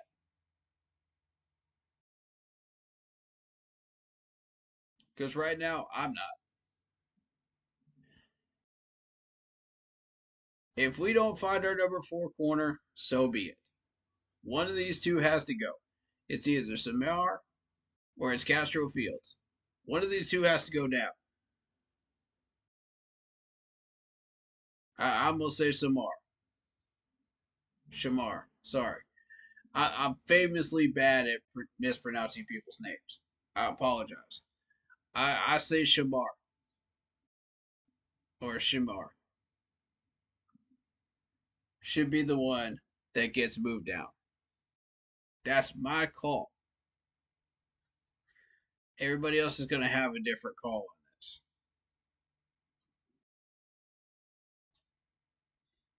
Personally, I wouldn't move either one of them, knowing that we have an issue there.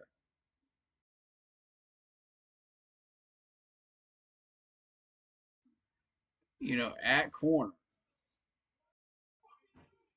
So John Radigan. John Radigan would be my choice. John Radigan would. with all the linebackers that we've got sitting there, I might be tempted to move Luigi up for John Radigan. I might be tempted to do that. See, that's why it's got to be 2 out of 3. 2 out of 3. Let's upgrade on John Radigan. Put Luigi up there,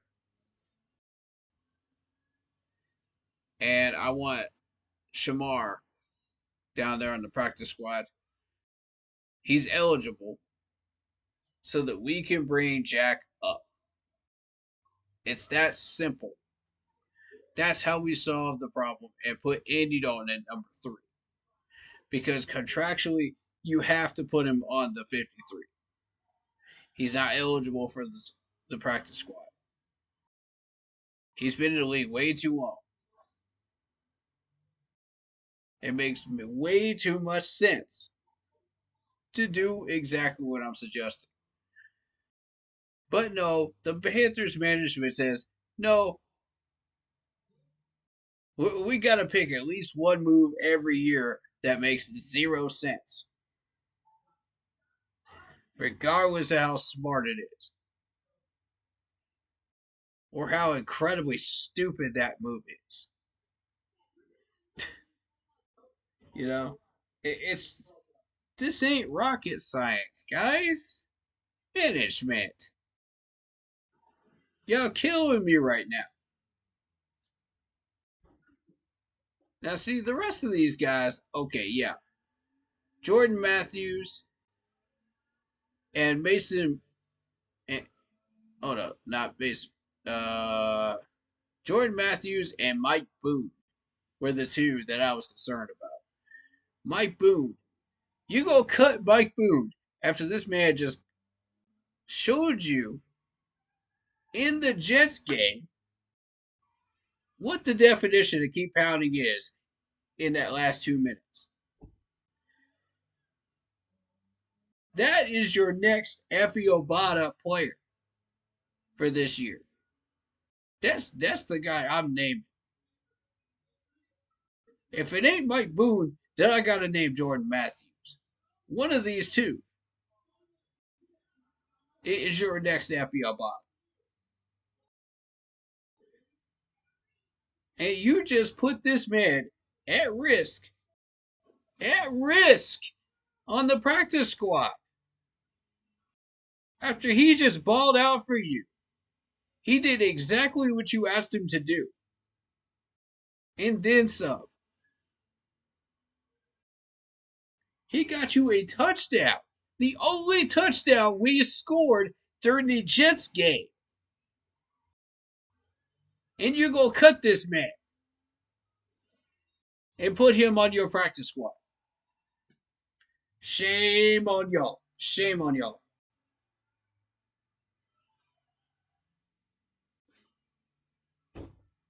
When you got Blackshear sitting there doing absolutely jack nothing for the past 2 years. I see how this is. It's about money in it. Look, man.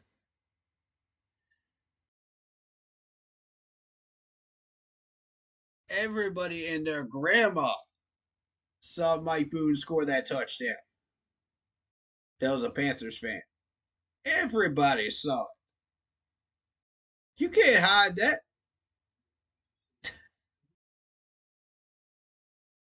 That is going to be on tape for whoever goes after him and tries to steal him off our practice squad. Same with Jack. Are you willing to take that chance to let these 2 gentlemen get stolen from us? Then what you gonna do? Oh, you gonna rely on Blackshear back there and punt and kick return again?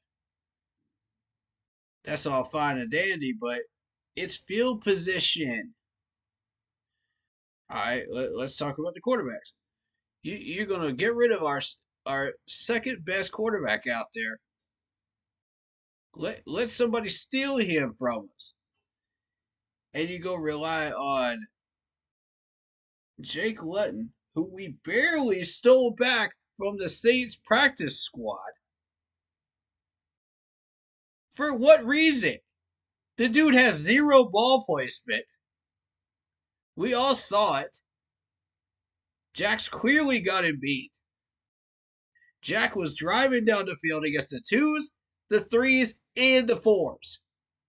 Against the Bills. And against the Jets. He was moving down the field. Couldn't score, but he was moving down the field when he got the opportunities he needed. Yeah, he wasn't allowed to completely open up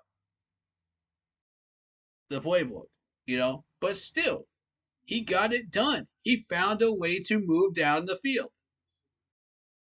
That's a number 2 quarterback. He is exactly who we think he is. He's a game manager. And in some cases, that's not a bad thing right now. With a lack of quarterbacks out there, that's not a bad thing. What, you gonna go spending money on uh what's his name that used to be Ryan Tannehill? You gonna go out there and spend money on Ryan Tannehill? That dude's gonna be asking for like 3 times the amount that Jack ever would in a contract. So if this is about money, you might as well have kept Jack on your 53. Jake is not better than Jack. It's plainly obvious. Look at the tape. Look at the numbers. There's a clear separation between the two, and for some reason, they chose Jake. Why? What, because he decided he wants to buy you a new Lamborghini? That's the reason you chose Jack? To be on the practice squad? You hung him out to dry? You chose Jake? What are we doing here? What are we literally doing here at quarterback? You're about to let the best second quarterback in our depth chart go to another team. Anybody can pick him up. Anybody can grab him. We are lucky to get Jake back. And after we properly tested Jake out, we said, okay, yeah, this dude is third string material, But since we have Andy Dalton, practice squad. Clearly, Jake is practice squad eligible because he's been on it. What about Jack? Why? Yeah, clearly we have no other choice on Andy Dalton. We have to have him on the 53. That much is obvious. What, you're gonna just hope that Jack stays on the practice squad all year? That's what we're doing now?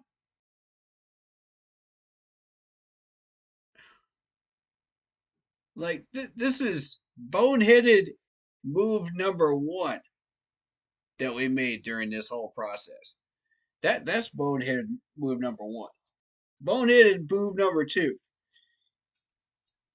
You can't tell me TMJ doesn't have some trade value when matched up with somebody, when packaged up with another player, especially Miles Sanders. You can't tell me that's not going to generate something. But no, you didn't try that either. That's boneheaded move number 2. Boneheaded move number 3. Boneheaded move number 3. Let's waive Jalen Coker for absolutely no reason at all and play musical chairs with Coker. Come on, man. The man scored I'm about done with this garbage, man. Every year we do some stupid garbage like this. Every year.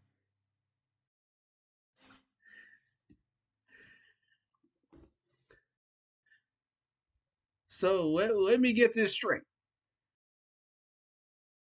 TMJ was cut because he cannot play special teams. That's boneheaded move number 4.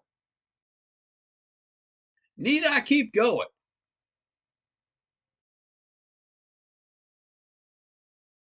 Nah. Because I got one more. I got one more. Mike Boone is 5. Mike Boone. Leaving Mike Boone hanging out to dry on our practice squad. For anybody to take him. Anybody can steal him. After that man balled out for you and showed you what keep pounding looks like against the Jets in that 2-minute drill. Regardless of whether you use timeouts or not, regardless of whether you use proper clock management or not, down 9 points.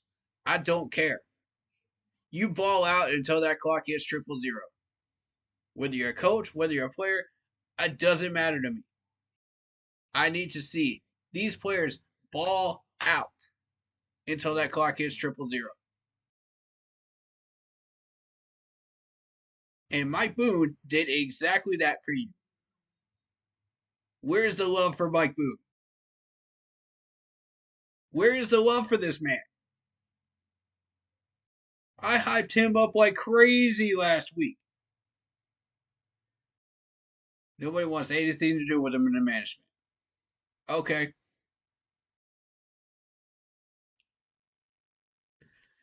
Here's boneheaded move number 6. We waived both Lamar Jackson and Boodle. Lamar Jackson and Boodle. One of these two was set to become that number 4 corner for you. And you tossed them both. And finally, boneheaded move number 7. ISM.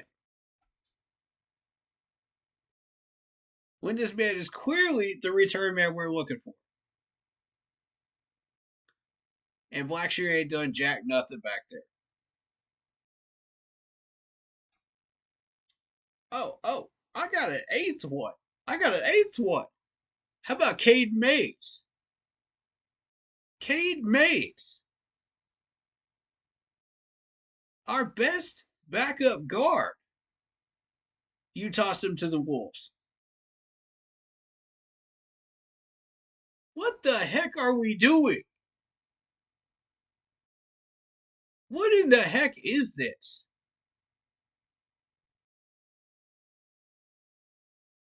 I get it. We got a bunch of people at IR. We got a bunch of people on pup list. Here's another one I don't understand. Why is Felipe Franks still on our practice squad? Why? Dude has done nothing. This dude has done nothing. Come on, man. Y'all killing me with these dumb moves. I don't understand it.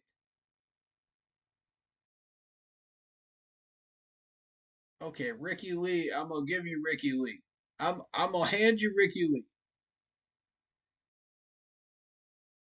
Ricky Lee ain't it. Okay? You don't like Ricky Lee. Fair enough.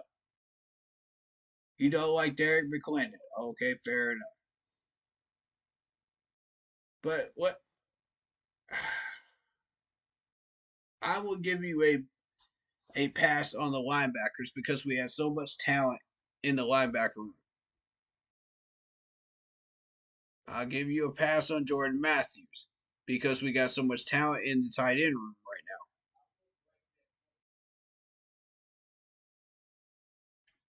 But this is ridiculous, bro. Yeah, y'all can't even be doing this garbage, man. Year after year after year, and expect us to respect this management. For real. This ain't it.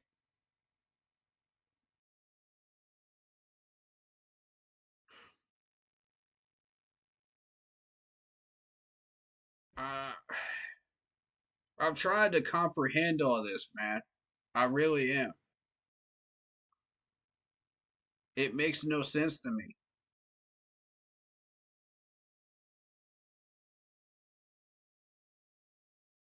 Okay, Mike Boone, I will give you a pass for because we're waiting on Jonathan Brooks to get healthy. I'll hand you that one. All right, so we'll take that off the list.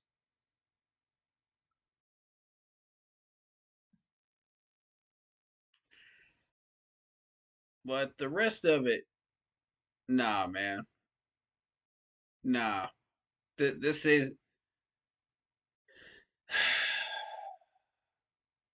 I don't know if this management is seeing something that we're not seeing, but this is just not it. Y'all playing musical chairs with Tavion Robinson. Tavion Robinson's got more talent than half this practice squad of wide receivers.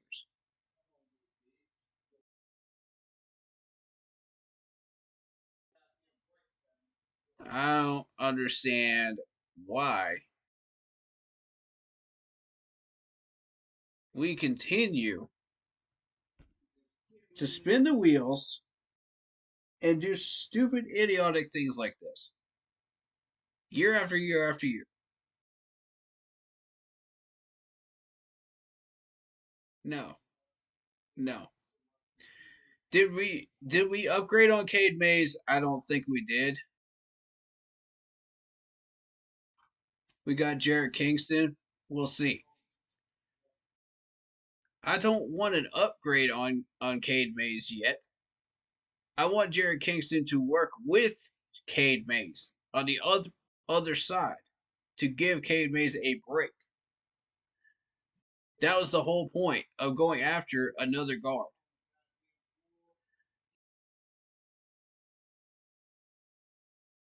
You got.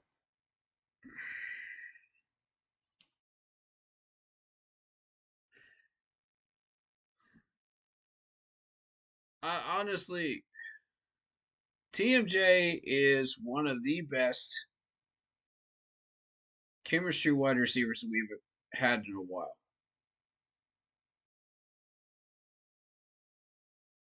I'm saying it. I'm saying it. People come at me with some smoke. I'm saying it. TMJ is one of the better chemistry wide receivers that we've had in a while.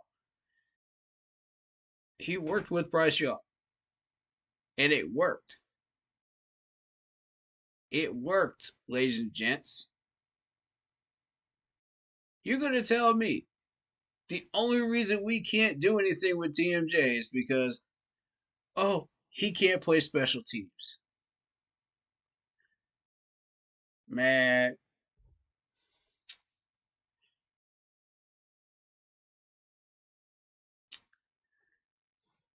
y'all drunker than me right now, if you actually believe that. And this is only my first beer.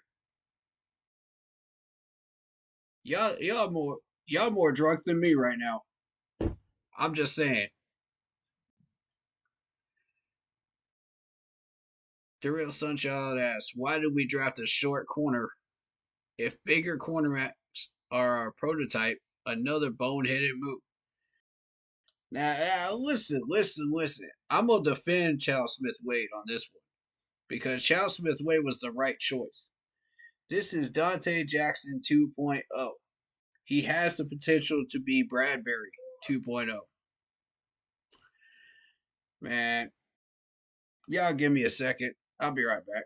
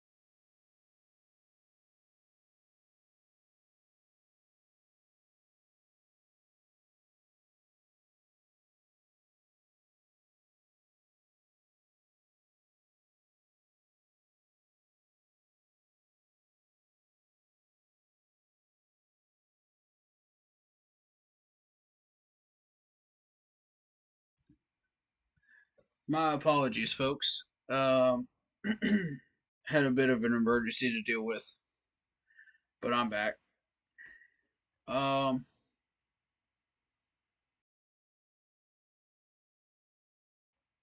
but yeah, Chow Smith Wade. I was about to defend Chow Smith Wade. Right, that's where I was at. Um, Chow Smith Wade has the potential to be Bradbury 2.0. Right now, he's a Dante Jackson 2.0.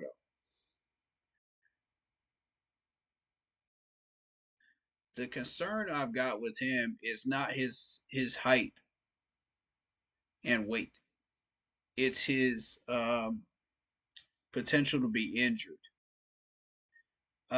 Because in college he had the same injuries that Dante Jackson had in college, and I'm worried that that might be the same path for Chelsea Smith's way.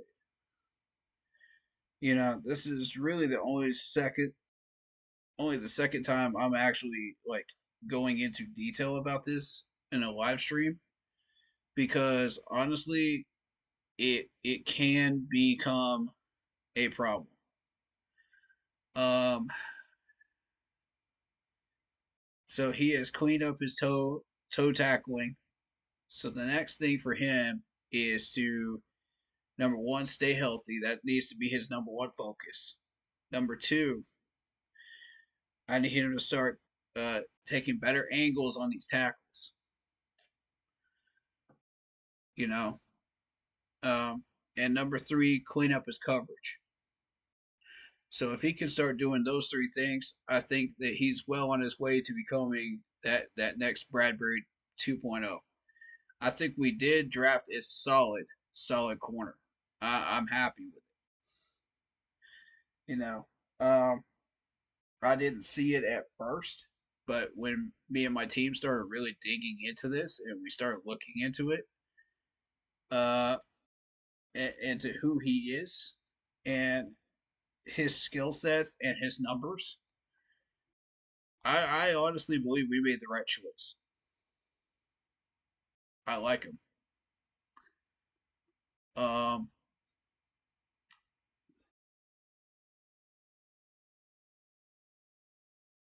so let's talk about this fourth quarter back.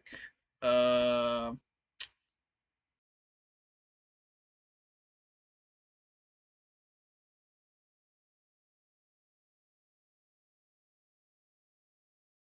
okay, they're mentioning Lutton. Jake Lutton was drafted by the Jaguars in the sixth round of the 2020 draft.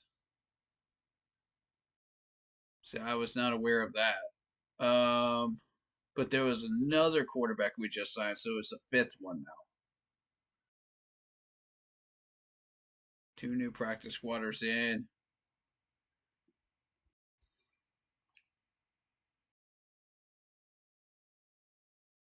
Team signed wide receiver Deion Kane and offensive lineman Brandon Walton. Kane was in the Bills camp this summer and spent time with the Colts, Steelers, Ravens, Eagles, and in the USFL and UFL. Former Clemson product has 9 catches for 124 yards in 15 career games. Um, when I think of Deion Kane as far as like the Clemson days, he was a major uh, product out there, but his name was tossed around quite a bit. But as far as like major things that he did, um,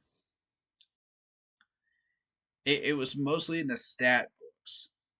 Like you didn't really see him get too many big plays. You know, it was more so him bailing us out and getting us a new fresh sets of downs. And so that's why I believe this may be a special teams move possibly a slot receiver move. But I can definitely vouch for Deion King for sure. He's got hands. Just about every wide receiver that came out of that Clemson um, wide receiver group from Dabo Swinney has had excellent hands, good speed, good to great speed, and the ability to break tackles and get yards after the catch. So he and there's been a few others, you know. Hunter Renfro's another good one. Um, but Hunter Renfro's available. Ugh. And I vouch for him. I absolutely vouch for him. But I'm happy that we finally got a Clemson wide receiver on this squad. I'm very happy with that.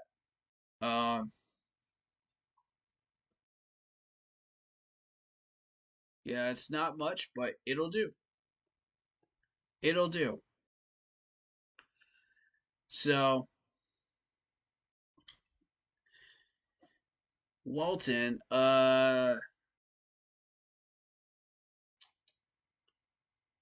worked with Goodwin and Joe Gilbert with the Buccaneers. 6'5", 300-pound tackle. Been with the Bills and Steelers and appeared in 15 games with 2 starts. Okay, so he hasn't started any games really. But he comes in and he takes care of business. They released safety Alex Cook, defensive tackle Walter Palmore, and offensive lineman Mason Brooks. And I think that's solid. I think those are the right moves in order to get these guys. Those are upgrades. So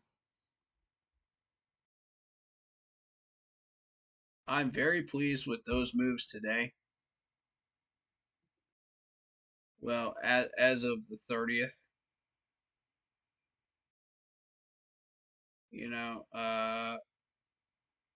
it's not officially morning yet for the 31st, but my thing is,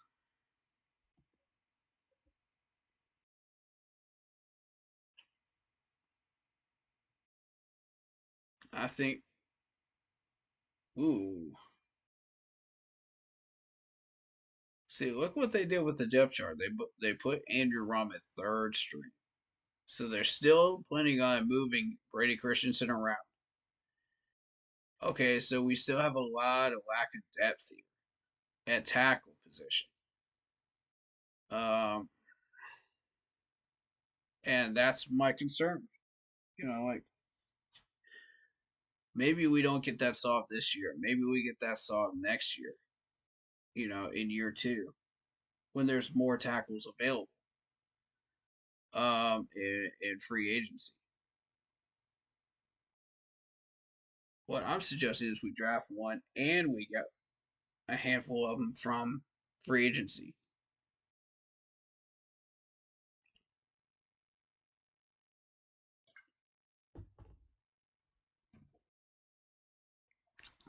Now, I'm liking this defense. I like what I see here. Troy Hill starting at nickelback. Love it. Chow Smith Wade learning behind him. Love that.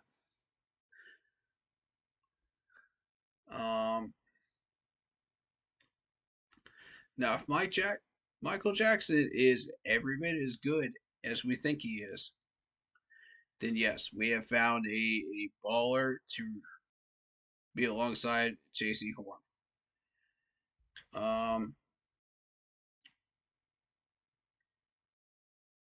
Time will tell on that. For sure, time will tell.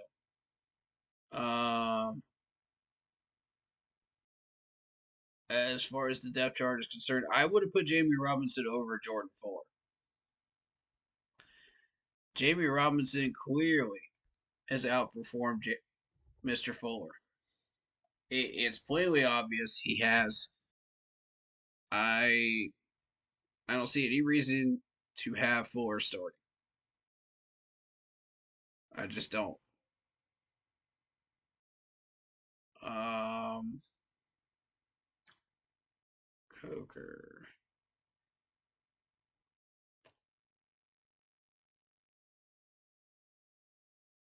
Now another question is Chandler Zavala going to step up?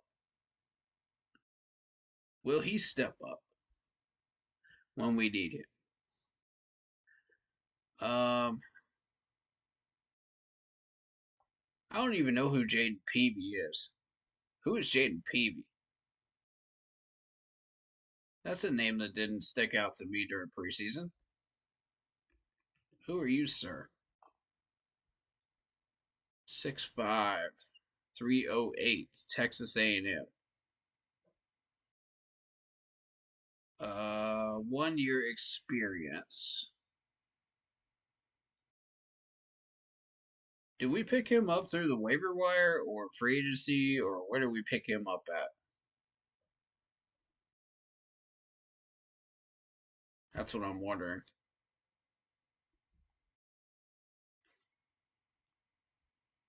Ah, okay, we signed him to our practice squad. Got it.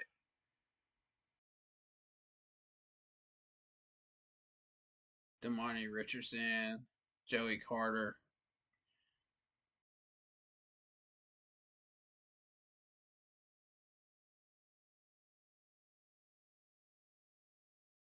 Mason Brooks. Okay.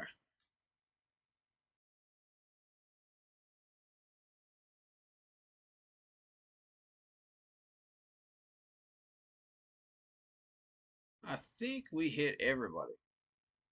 Is there anybody I missed? Or anybody that you would like to talk about? Throw it in chat.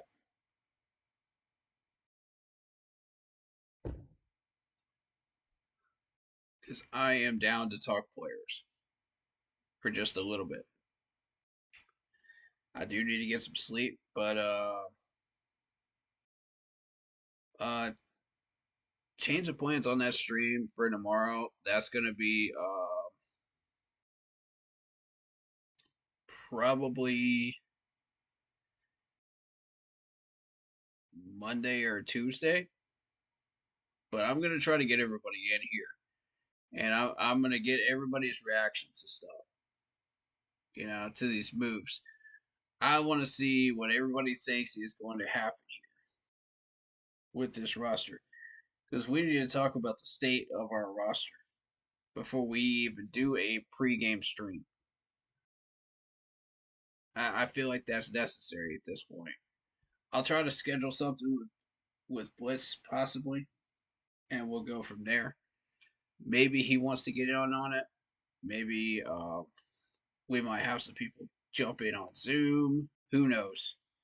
But I want a fan reaction stream before we start this season off, because I want people to understand it's important for everybody to be able to sound off on this and be heard. You know, I want the management, if they do watch these streams, to understand. You know, we try to be very inclusive for all the fan base, that comes in, and we wish for them all to be heard. You know, no matter how crazy the opinions, no matter how wild things get, you know, they will be heard. And I will make sure of that. You know, so um, I do have busy schedules going on, but I can make time for this for sure, because it is that important when it comes to this team. Um, but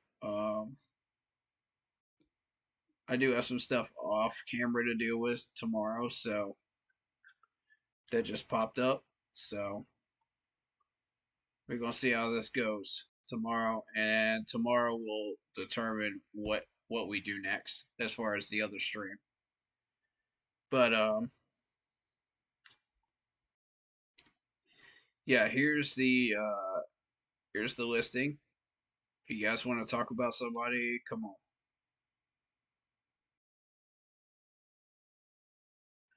But yeah, I before we go any further, Andy Dalton is going to run out his contract. I mean, he's just not done anything in preseason for 2 years now, and I just don't see that changing. Andy Dalton's kind of run his course, and I hate to say that. You know, there's a probably better phrasing to say that in, but I feel like Andy has done everything that he could possibly do. Um, yes, I am live at 4 a.m. Broski. How you feeling, man? How you feeling about your Bears roster? By the way, while we're here, you guys made your 53, right? What do you what you feeling about it? You like it? Don't like it?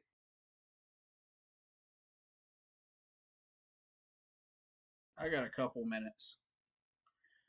I can entertain that for a few minutes. But overall, I mean, we've made improvements to this roster, definitely. It's nowhere near where we would like to have it, but it's enough to get us through year one. And that's enough to get us to 7 to 8 wins, I believe, looking at this roster. Um, we got a couple of pieces that we still need to move around, still need to upgrade a little bit. You know, I want a little bit of tackle help. I want us to find our fourth corner.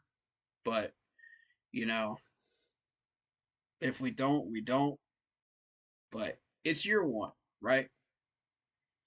It is what it is.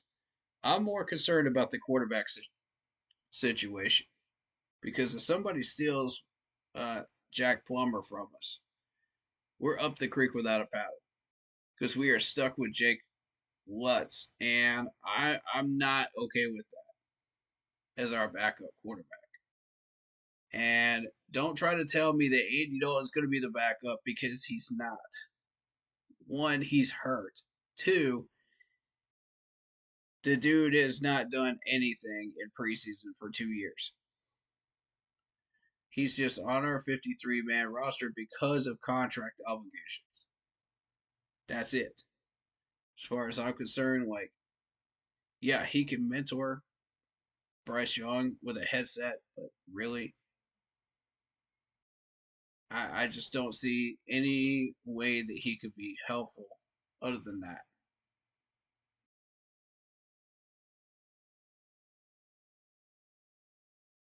Um, there's a few players that I did talk about in this stream that I felt should be moved around.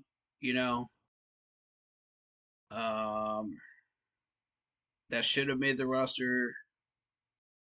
A couple of them that we should probably move on from, but at the end of the day, I'd say we made definite improvement for year one. I'm satisfied with it for year one. I There's still a lot of work to be done, but I'm pleased with the progress that we're making. Um, Bears roster going into the season much better than it's been in years. Could use a few upgrades at a couple of starting spots, but there's depth everywhere, both sides of the ball. Okay, okay, Broski. Let's see how your Bears do this year, man. Like I got full support for you, and I wish your Bears luck. Especially against us.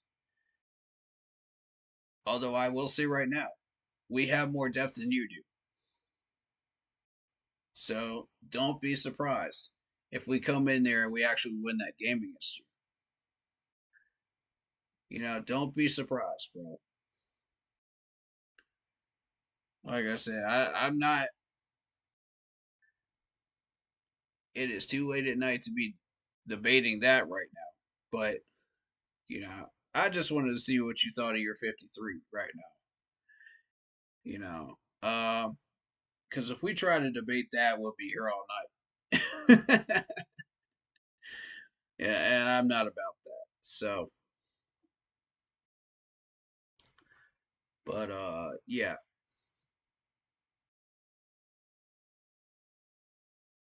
I mean, the big ads for me. Oh, okay. Bears secondary linebackers, wide receiver room, tight end room look like some of the best units in the league. Mm. Okay, okay, okay. You got some confidence in these guys, huh? That's some big that's some big topic right there. Big talk. Let's go check it out. Let's see if you're right. Let's see what we got here. Okay, DJ Moore, I'll give you that. I like DeAndre Carter. I like Braxton Jones. Braxton Jones is solid. Tevin Jenkins is a little rough around the edges, but I like him. Don't know anything about Nate. Don't know anything about Daryl. Darnell. I like Cole Komet. I like that move. Gerald Everett. Keenan Allen. I definitely love Keenan Allen. Great pickup. Roma Dunes is okay. Felix Jones Jr. Okay. Caleb Williams. Caleb Williams is okay. We'll go find out though. He might be better than just okay. We'll see. We'll see. Tyson Baggett. I can't say I'm familiar with that name. Where'd y'all pick him up at?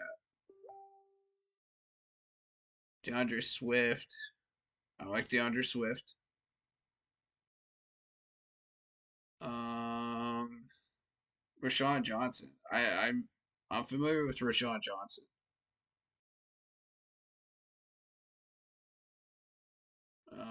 All right. So that's just looking at the offense. There is no debate. That's a ridiculous statement you made. Okay, we'll see. We'll see how ridiculous that statement is when we play you guys. We'll see. Now, I will say that Keenan Allen will be a challenge for our corner room and our secondary. He always has been. Every time we played the Chargers, DJ Moore is as well. So what I would suggest you guys do is put DJ Moore on one side and Keenan Allen on the other. That way, you can start opening it up for the tight end Cole Komet. You can start opening it up for uh, some plays with DeAndre Swift. Excuse me. I mean, there's a lot of different ways that you could open that up and start having some fun.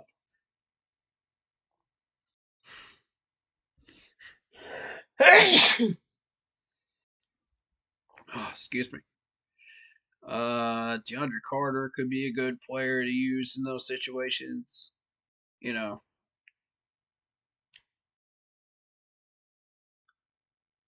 I see you still got a battle going on for first spot for center. Who do you like better, Ryan Bates or Coleman Shelton?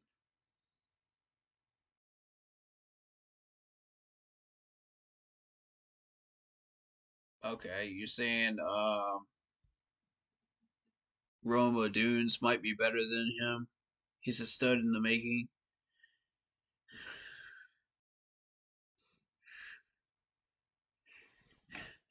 Hey! Oh, God. Um, he's a stud in the making. His floor is Mike Evans. His ceiling is Larry Fitzgerald. Huh. Hey! All right, we'll see. We'll see. DJ Moore and Roma Dunes are on the outside. Keenan Allen is in the slot. Yeah. And that's how the Chargers have traditionally used Keenan Allen, is in the slot. So this could be really interesting as far as like how all four of them would be used together. So I want to see how this works. I'm very interested. Um, but yeah, my main question was Ryan Bates versus Coleman Shelton. Who do you think is getting center spot? Because we got a little bit of a battle here for first place here, first string. Um, and if I was going to try to attack this offensive line, I would not start with the left side because Braxton Jones and Tevin Jenkins are really strong. I would start with Nate Davis or Daryl Wright. No, there's no battle at center. Cole Shelton is the starter. Okay. Okay. So you're putting Ryan Bates at second string and Doug at third. I got you.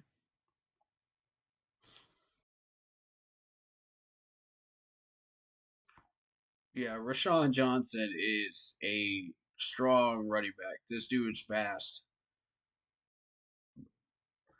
Yeah, you definitely improved there. I'll give you that. Sweat is dangerous as always. Um, Zach Pickens is dangerous. Uh, Demarcus Walker, Tremaine Edmonds. It's always dangerous.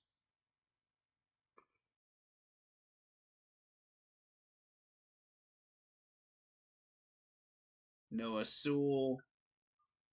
I'm familiar with Sewell. When that dude develops, dude, you're gonna have a baller on your ass. He's a solid uh run stopper. Still got to work on that coverage a little bit, but I think, you know, solid run stopper for sure.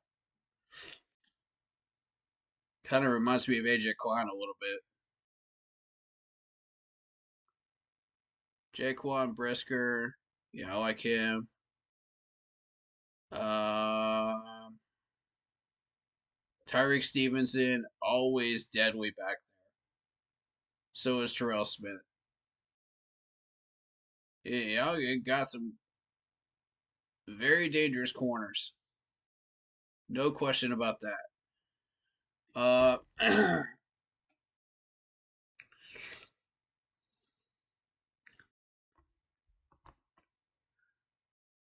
so what does your schedule look like? Let's see what we got here. Titans,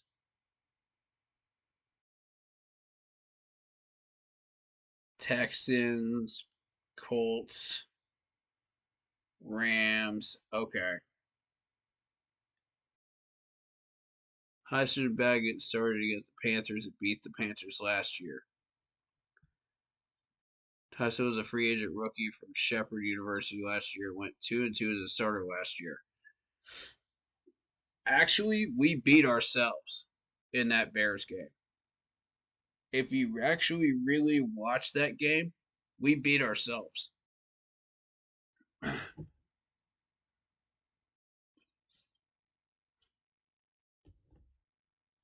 And I don't think there's any Panthers fans that could really disagree with that. Because we did a lot of stupid stuff in that game to shoot ourselves in the foot. Plus, you got to remember who the head coach was at the time, too. And it wasn't Steve Wilkes, it was Frank.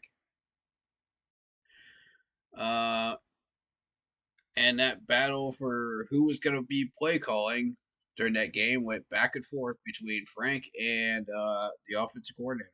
So it was just kind of a circus for us. And we walked in there just unprepared, undisciplined, just played out not ready, and playing like trash. So, I mean, let's just call it what it is. You know, you guys did use your talented players against us and took advantage as well. I will say that. But for the most part, that was us shooting ourselves in the foot. So, and costing ourselves that game.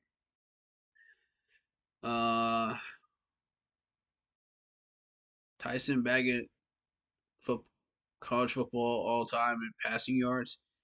Played at Division II Shepherd University. His dad was a world champion arm wrestler. I mean, let's be real. Shepherd is Division II. Like, yeah, you occasionally get a quarterback from there once in a while. That's really good. But if you look at the Panthers secondary at the time, we had a banged up secondary. These guys were undisciplined. They had no idea what was going. They were on the field way too long, you know, and it just became an absolute circus trying to control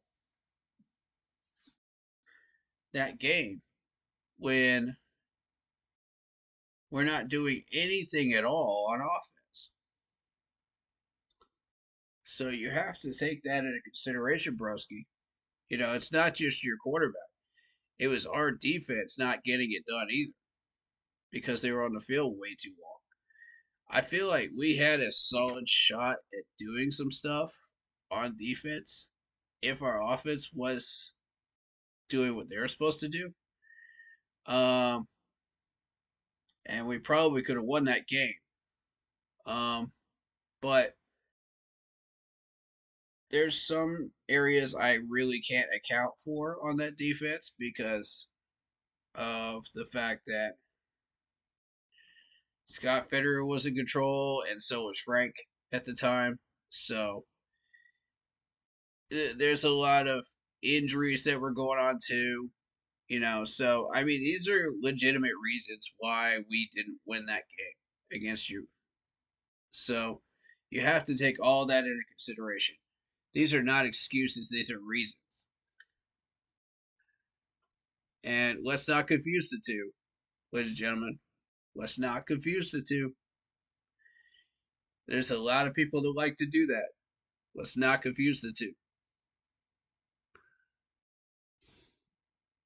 For the first time in forever, Bears promising young, hungry quarterbacks with high football IQs. I will say that, yes. They are promising young, hungry quarterbacks with high football IQs. I will say that for sure. You got some potential there.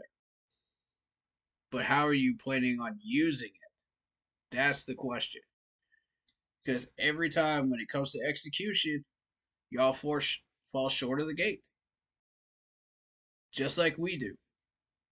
And at the end of the day, man, we both missed the playoffs. Let's be real about that. We both missed the playoffs. If you want to compare uh,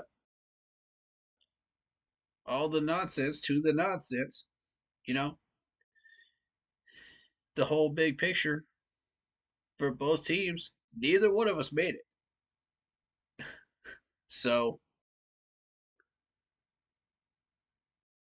week 5, the Panthers try again. They sucked last year. Panthers against Panthers and still won.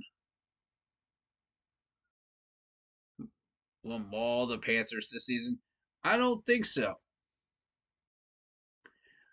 I don't think so. I think you're in for a surprise this time, broski. This is a very disciplined group this time. But I'm going to let you find out. I'm going to let you find out. I'm going to let my team do the talking for me on the field. You know, I said the same thing when people started bashing Clemson when they were starting to build up. And I said, okay, we'll see. I'm going to let my team do the talking for me. And we're going to see who's the bigger dog out there. We're going to see who's more disciplined. We're going to see who's more hungry. Because I guarantee you, when you put these two teams together right now, fully healthy, my team is more hungry than yours is. They're way more hungry. They saw that 2-win season. They said, no, never again. Never again. And that alone is enough to put a big enough chip on their shoulder to play better. I mean, you've seen it against the Bills in that preseason game. Some of these guys that have been here for a couple of years now, you saw what happened. You saw the results. Take Jamie Robinson, for example. That dude was absolutely slamming people during that Jets game. That dude came out swinging.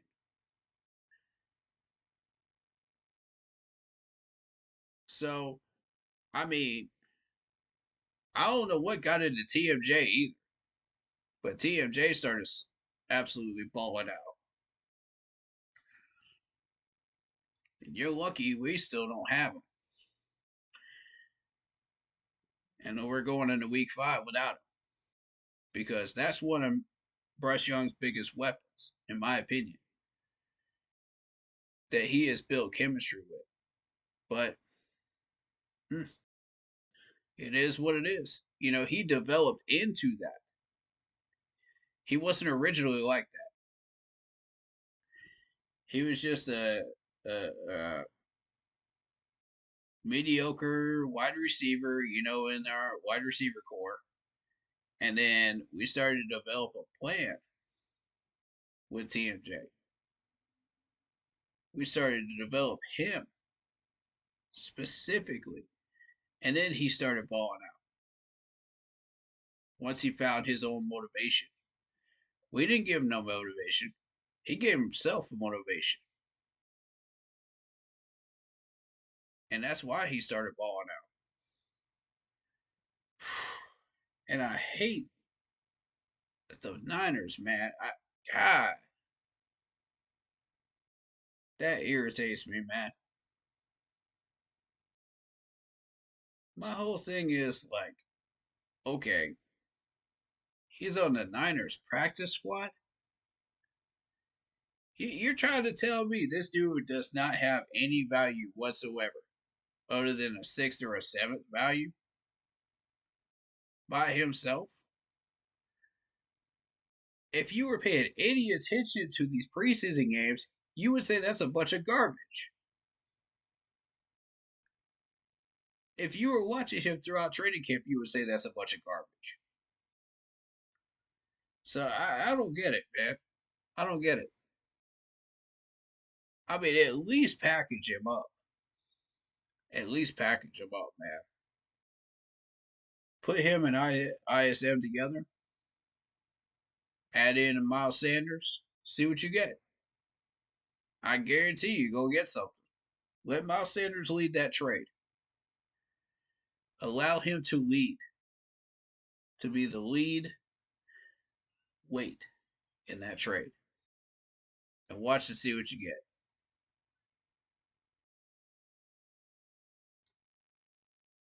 But we decided no, we wanted to trade him straight up.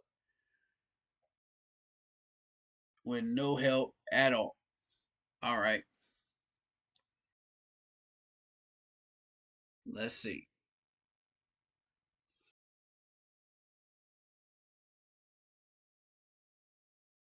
TMJ was so good he got cut.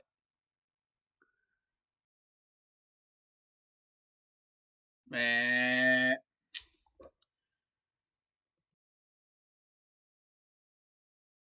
Only 64 receptions in 3 seasons. Okay, look at the coaching that we had and the fact that he was held back. He was not developed for 2 of those 3 years. He was not developed at all. That's what I'm trying to tell you. We had 2 terrible coaches that did not care anything about the players.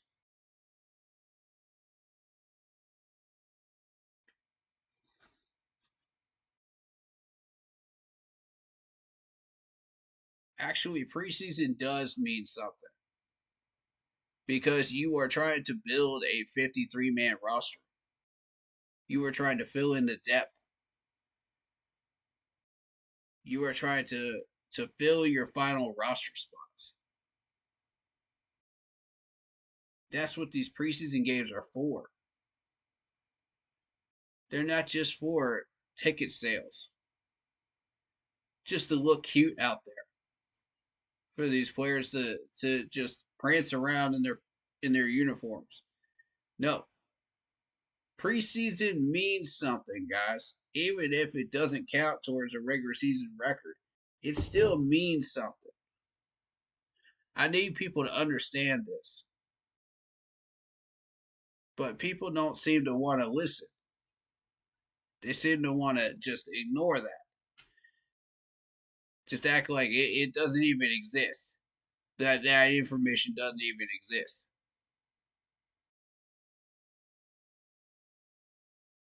It prepares these players for the regular season. That's why they need reps.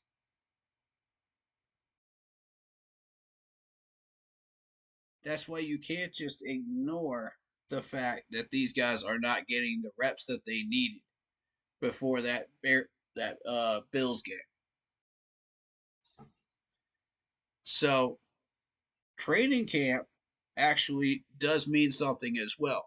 If you look at some of the drills that they do, it prepares them for a live game. It it it warms up their muscles, muscle memory. So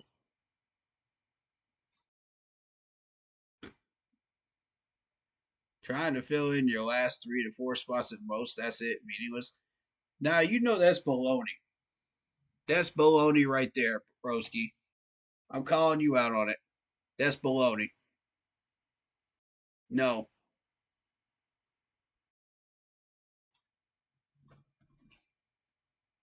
Now the cuts go from correct me if I'm wrong, 90 to 70 something and then down to 53. Okay, so it's not 3 to 4 spots, bro. No. That's the last day or two of preseason.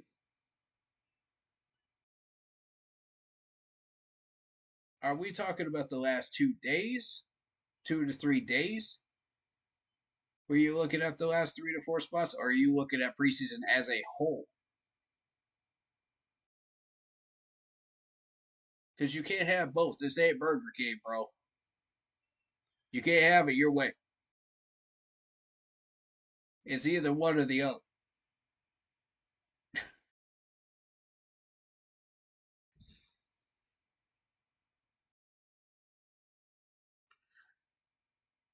Over time,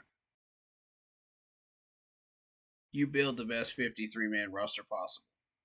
That's the ultimate goal. Always has been a preseason.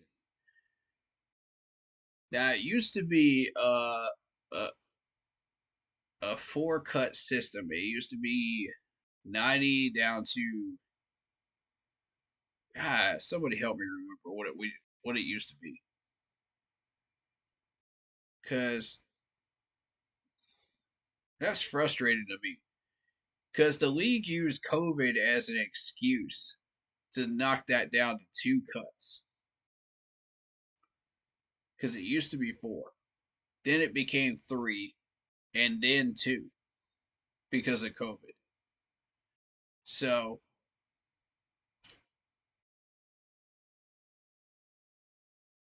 my whole thing is like,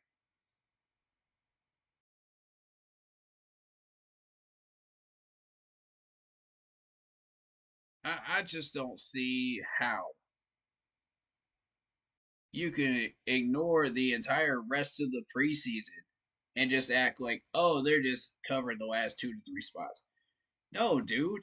They've been doing all this work for like an entire 2 to 3 months to prepare for that 53-man roster. So I don't know, man. How in the world did you manage to hide one of the people in chat?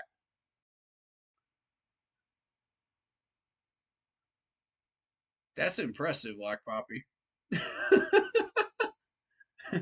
I'll say that. That's impressive. I didn't even know you could do that. Okay.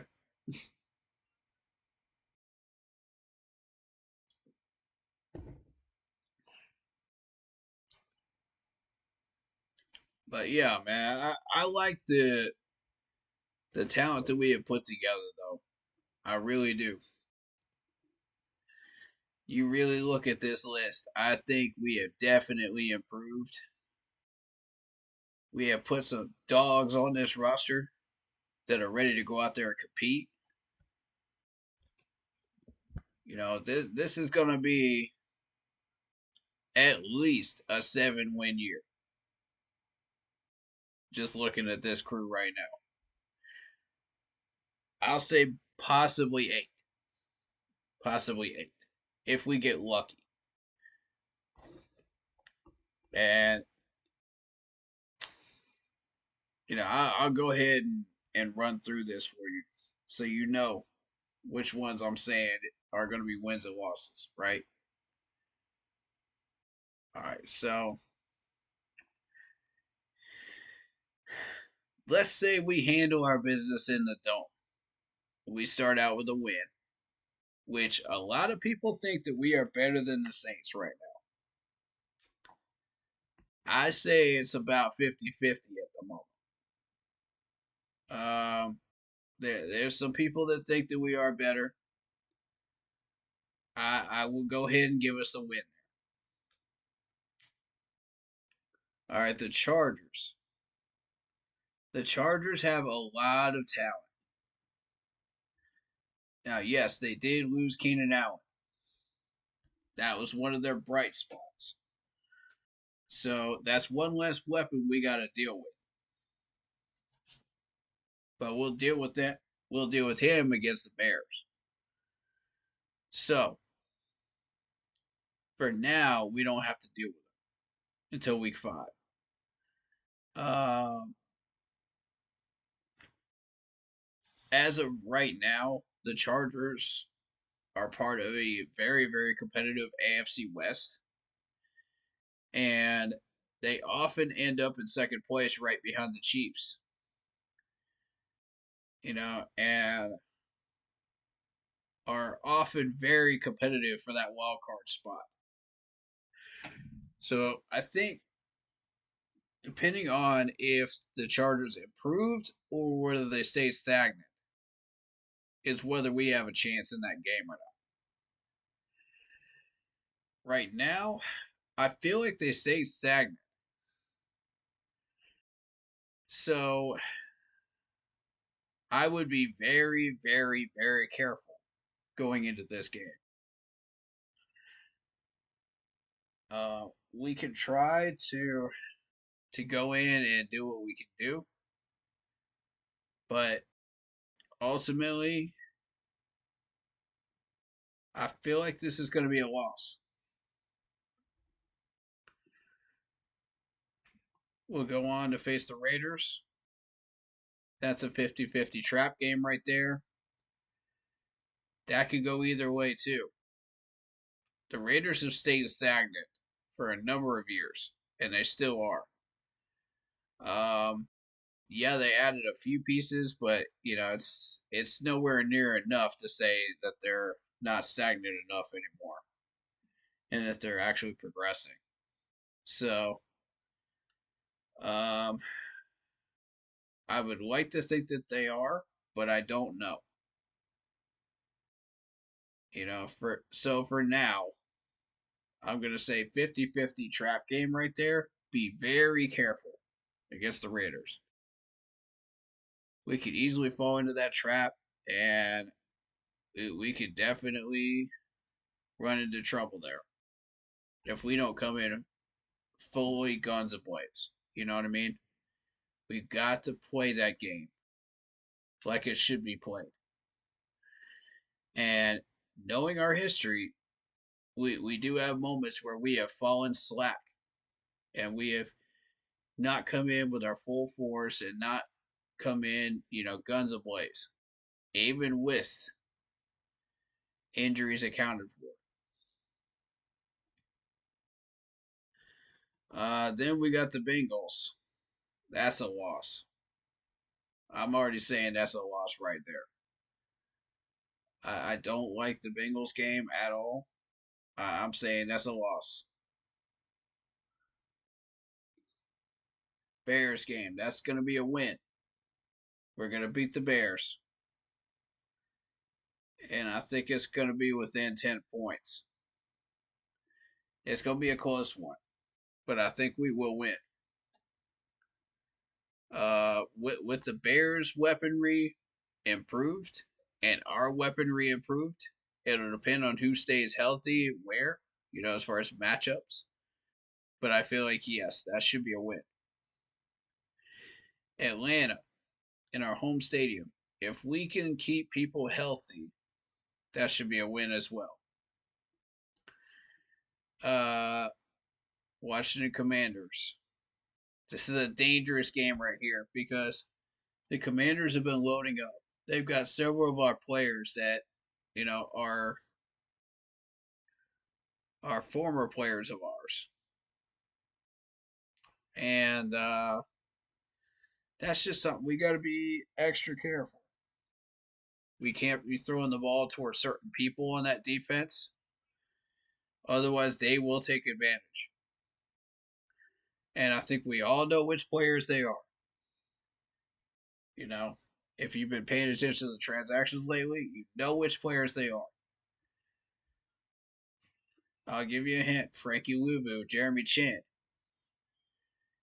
Both of those guys are extremely dangerous back there. Do not let them anywhere near that ball. Both of them have the potential to take the ball away from you. But I believe we can get the win if our offense is stronger than their offense. Because our defenses will match up well. It's going to be an even game. It's going to be down to field goals, I believe, in that Washington game. And it just depends on who's got the lead when it comes down to the clock running out. But I honestly believe that it could be us. So I'm going to go ahead and call that a win. Denver Broncos. Broncos are trash. That's a win. Saints game at home. If we ever want a shot at beating the Saints this year, it needs to be with everybody healthy, which is game one. So once we get down to week 9, people are going to be hurt. I don't know, man. I say we're going to split with the Saints. I predict a win over the Giants. We got a bye week. Kansas City Chiefs, that's an L. We're hanging that L respectfully in our own stadium against KC. You know, and I'm thankful that the people of Germany get to see the Giants game instead of the KC game. Because if you're watching the KC versus Panthers game, that's going to be a blowout. You're not going to see anything exciting if you're a German Panthers fan. But if you're coming to this Panthers Giants game, on the other hand, in Alliance Arena, you know, that's going to sell tickets. I think we can win that game. So, Tampa Bay in our own stadium. If we want a shot at beating Tampa Bay, week 13 is it in our own stadium. Week 13 is it. If we can't get it done there, you got to go on the road. And honestly,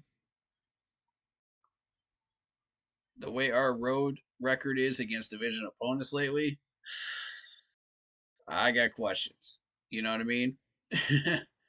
I got questions. We play the Eagles, that's a loss. The Eagles are definitely still improving and much improved. Dallas Cowboys, that's an L. Take on the Cowboys, that's a win. So then we'll go down to Tampa Bay, probably take that L right there. And I don't like our chances in the dome in Atlanta. It's been pretty bad. But of course, the Falcons are pretty bad too by this point. If we have handled our business correctly, we should be in the hunt for the playoffs in the wild card conversation. Now, it doesn't mean we're going to get the wild card, but it means we'll be in the conversation. And that's a good first step for year one.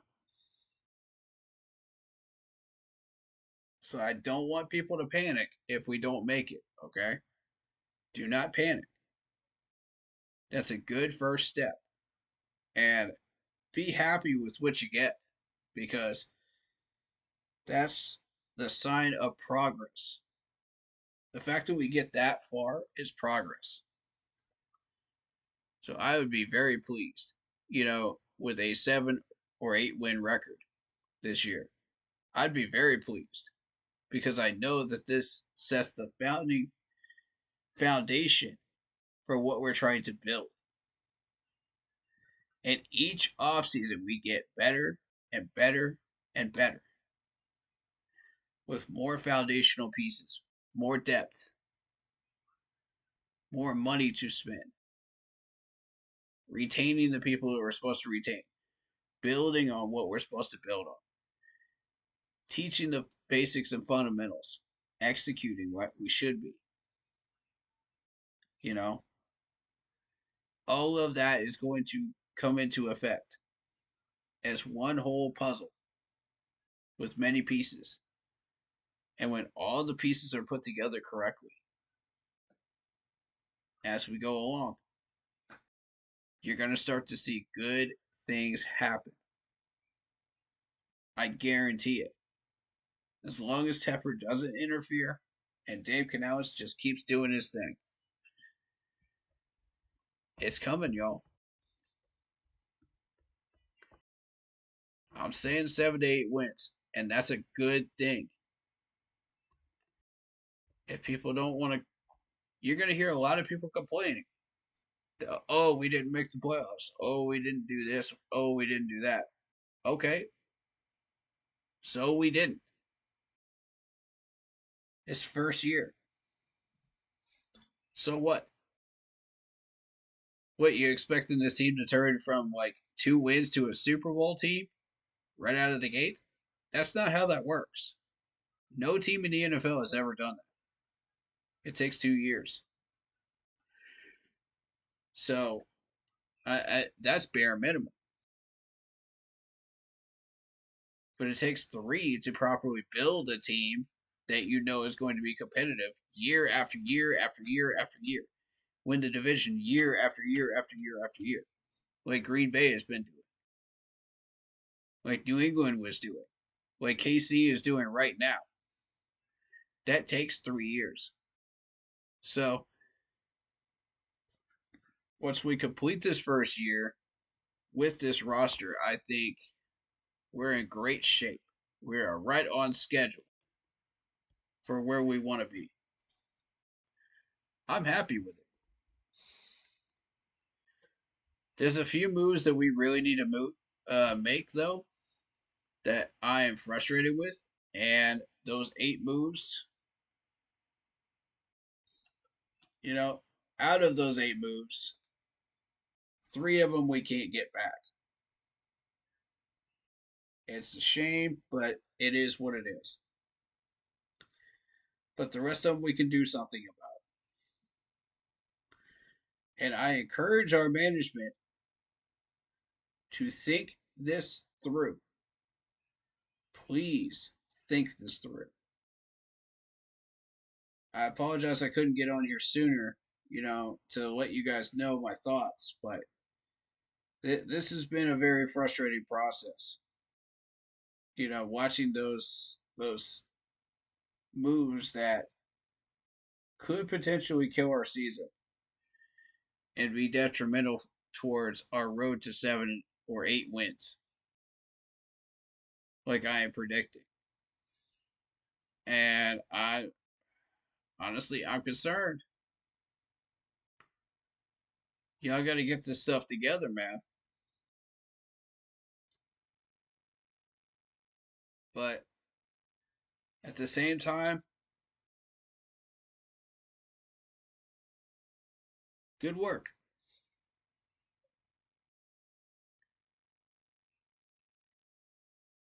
Very good work. I'm pleased with what this looks like. You know, honestly,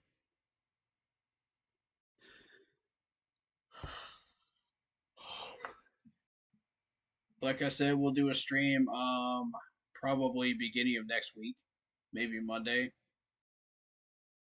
possibly Tuesday, and we'll go through it one more time. We'll let people comment, say what they want to say. Um, before we do the game preview for our first game.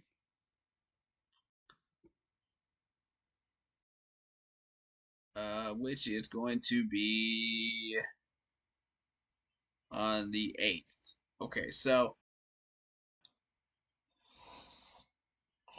excuse me. Game preview will be on the 7th. We'll be ready to go for the 8th. So, looking forward to starting this season off strong in the Caesar Superdome. Anybody want to talk about any players? Go right ahead. I got a few more minutes, and then I got to get some sleep.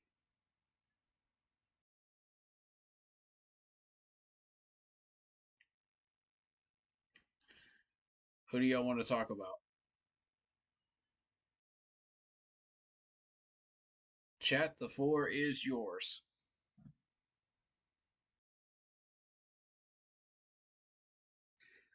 Name a player, we'll talk about it. I think I pretty much covered everybody, right? But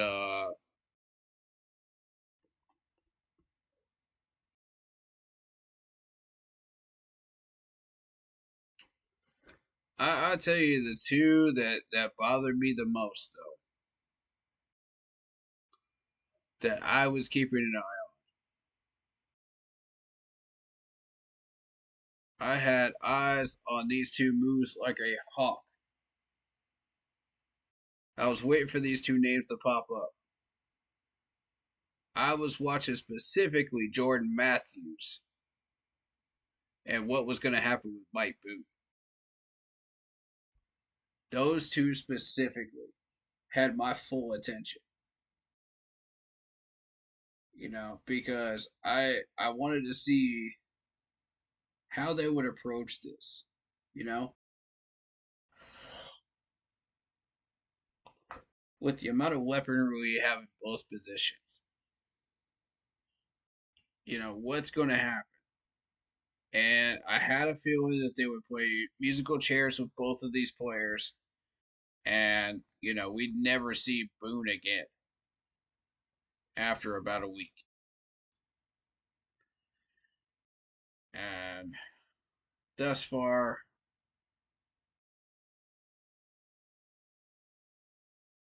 I still feel like Boone is going to be gone. And I was telling the team all week, I was like, Boone cannot go on the squad. Somebody's going to grab this dude. There's no way. After what they just saw against that Jets team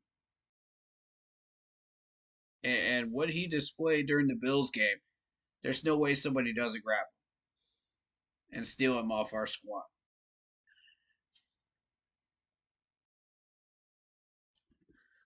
But honestly, it got real very quickly when TMJ went out there and then Jack went out there um, to the squad, and TMJ got cut.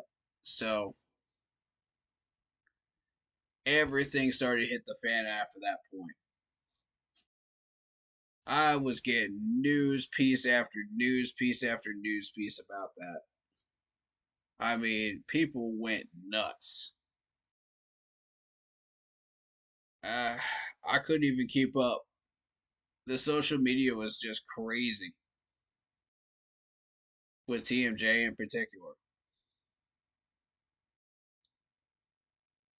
So, I mean, I'm gonna try to find some of those pieces that people were talking about with TMJ. And we may throw a couple of those up during the stream next week to talk about. Maybe, maybe not. I don't honestly. It may not even be worth it. The biggest piece of news though that I wanted to discuss before we finish this whole thing off is the fact that Brad Isaac actually called the second half of that Bills game. And he also called the second half of the Jets game. That's what I was told. Let me double check that because I believe that's what he said. Do, do, do, do, do.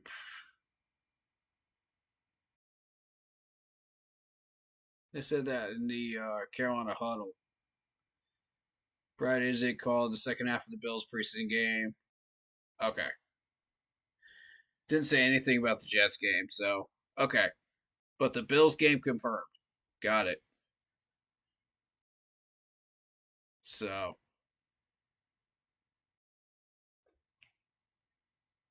Chicken expert since 9. okay, so this is apparently a interview with Kristen Balboni and Dave Canales. I don't know.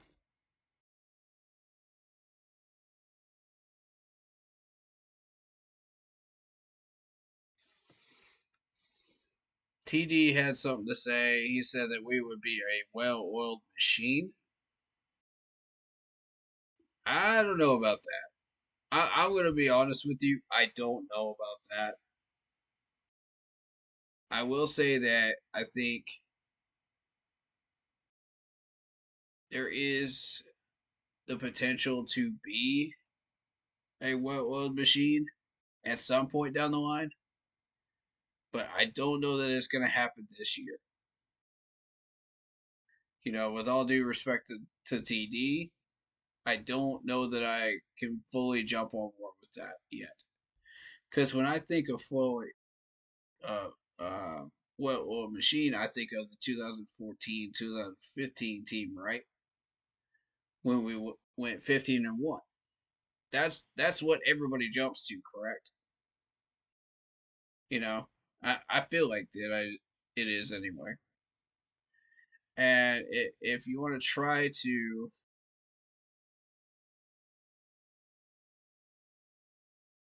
say, oh well, it's going to be a well-oiled machine, that no. Let's hold the phone here. Let's not jump the gun. Like I've been trying to tell David Screws this as well. Don't jump the gun yet. Just because we got some nice pieces doesn't mean we can jump the gun. Uh, I'm trying to be optimistic as well. I'm trying to show my faith in these players and my respect towards these players. And by predicting 7 to 8 wins, I am representing the talents that they are displaying on the field. Maxing out the schedule. To the best of their ability. You know, and that's showing all their cards, doing everything that we should be doing. That's including injuries. That's including matchups. That's including a lot of different things. That's including the whole picture, guys. That's why I say 7 to 8 wins. I'm not just pulling that number out of my butt. Like, I've normally been fairly close to what the final record is pretty much every year because I actually do my homework and I know my team, my players. I've done the evaluation, I've done the time. I've taken the time to really learn these guys and who they are, what their tendencies are, what they can and cannot do, you know, versus what everybody else can and cannot do based on what I've seen, you know, and heard about from people at times. So, but, I can only do so much. I'm human. I do get predictions wrong from time to time. Sometimes I'll get something wrong. I'm human. I own up to that, just like anybody else here would. I'm just a man behind a camera and a mic, just like any of you could be. You know, any of you could do that. You know, the only difference is I put in a lot of hours of research and time, and I've got a team. That is splitting that work in half for us. And helping out with that. So, whereas I can do those things, that's not necessarily my strength. So I allow them to kind of take the lead on that stuff. Give me stats, info, stuff like that. You know, I'm I'm always on the A game. You know, as far as like who I like, who I don't like, as far as players, what I see, what I done, what I have yet to see. I will let you guys know. So there's still a lot to do. And I'm just being real with you. There's still a lot to do. But we're on our way. Definitely on our way. So yeah, this Panthers huddle will wrap you up the preseason. We're not doing this today. We'll do that in the second season stream next week for the fans, that want to react and to the roster moves and stuff like that during the daytime. Not during the nighttime. I wanted to do one during the nighttime specifically for the people that come on here during the night that can't necessarily be here during the evening, and vice versa. So I kind of wanted to show everybody some respect, and show them some love, and get everybody's opinions up in here. You know what I mean? So before we start up the regular season, but this Panthers huddle is basically uh, Coach Canales talking about the starters repping in Buffalo, and there's a couple of other things in there too. But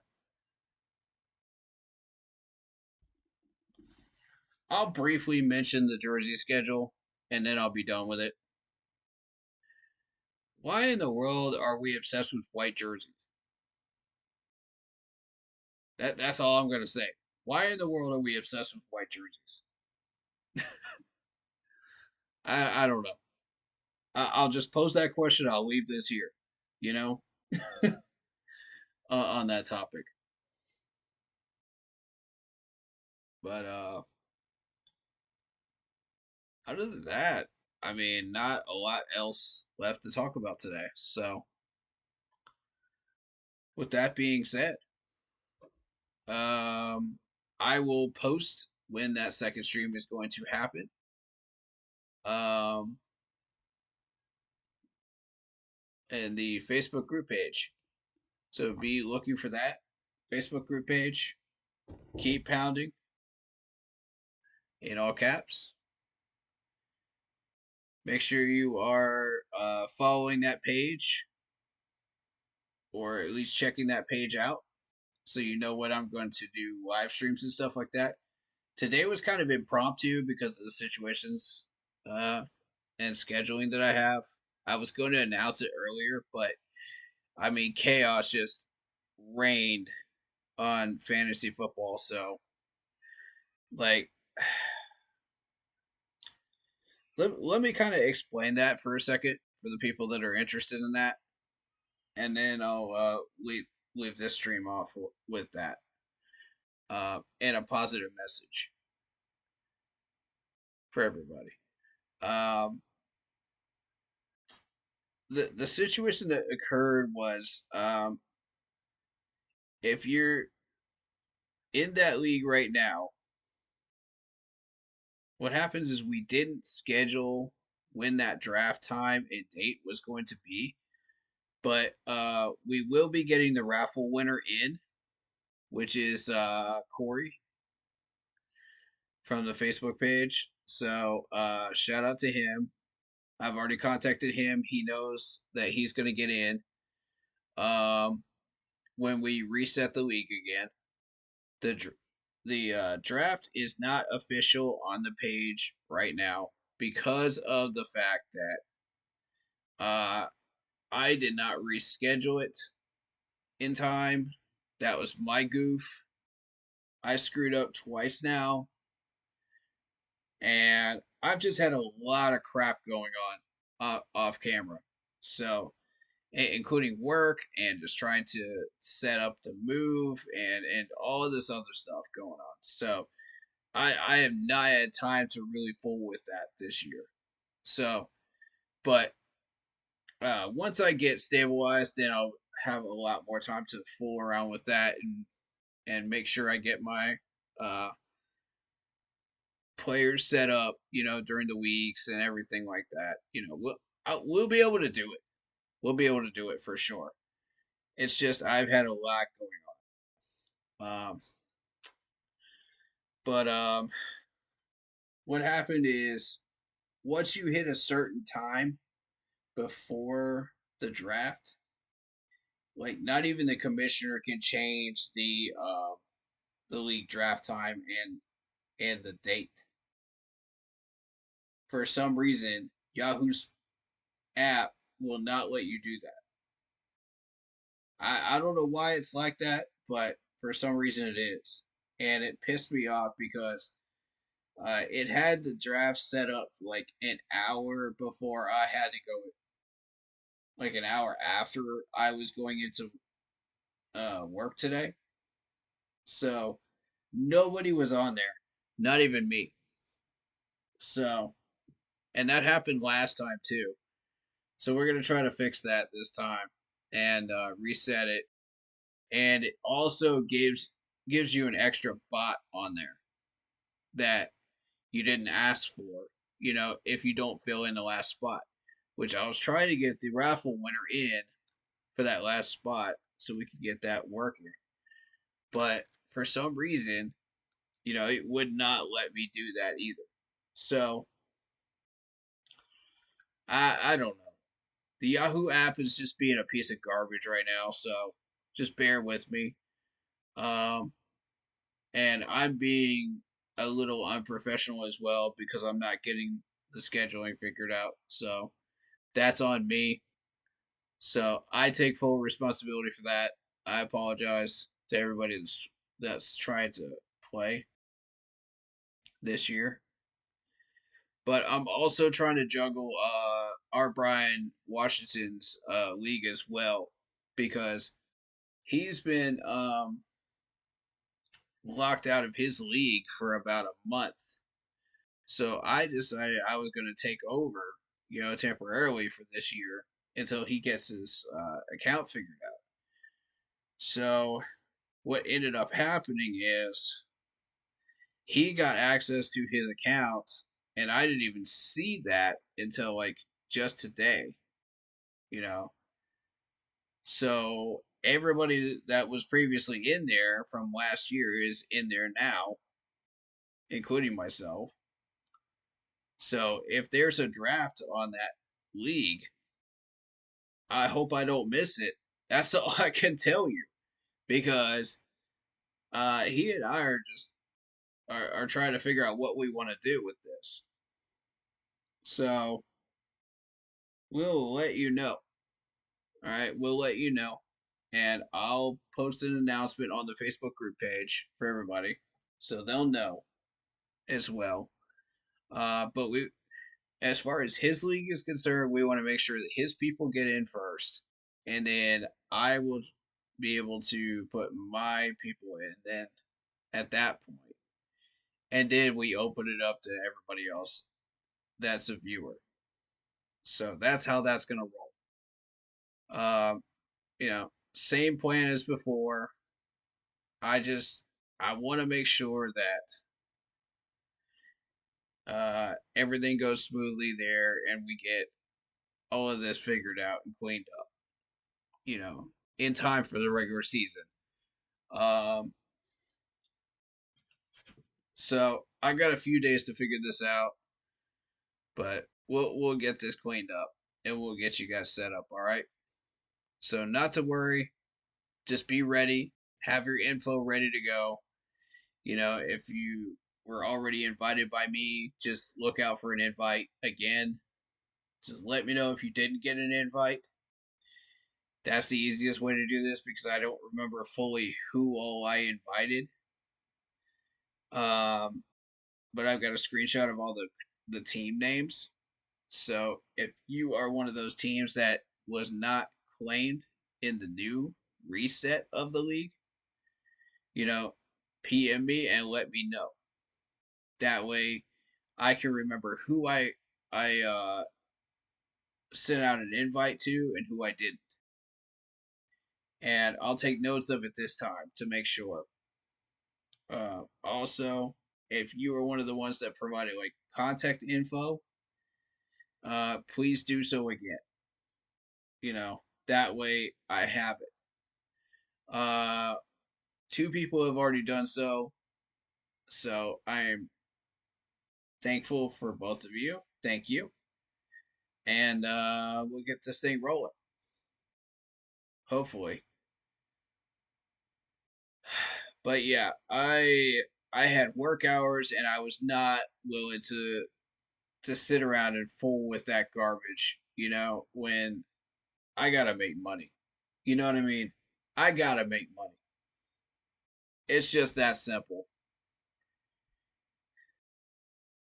Most of you know I'm a delivery driver, so if I get a certain type of hours set, that really works for me to where I make a lot of money off of it, I don't want to lose those hours.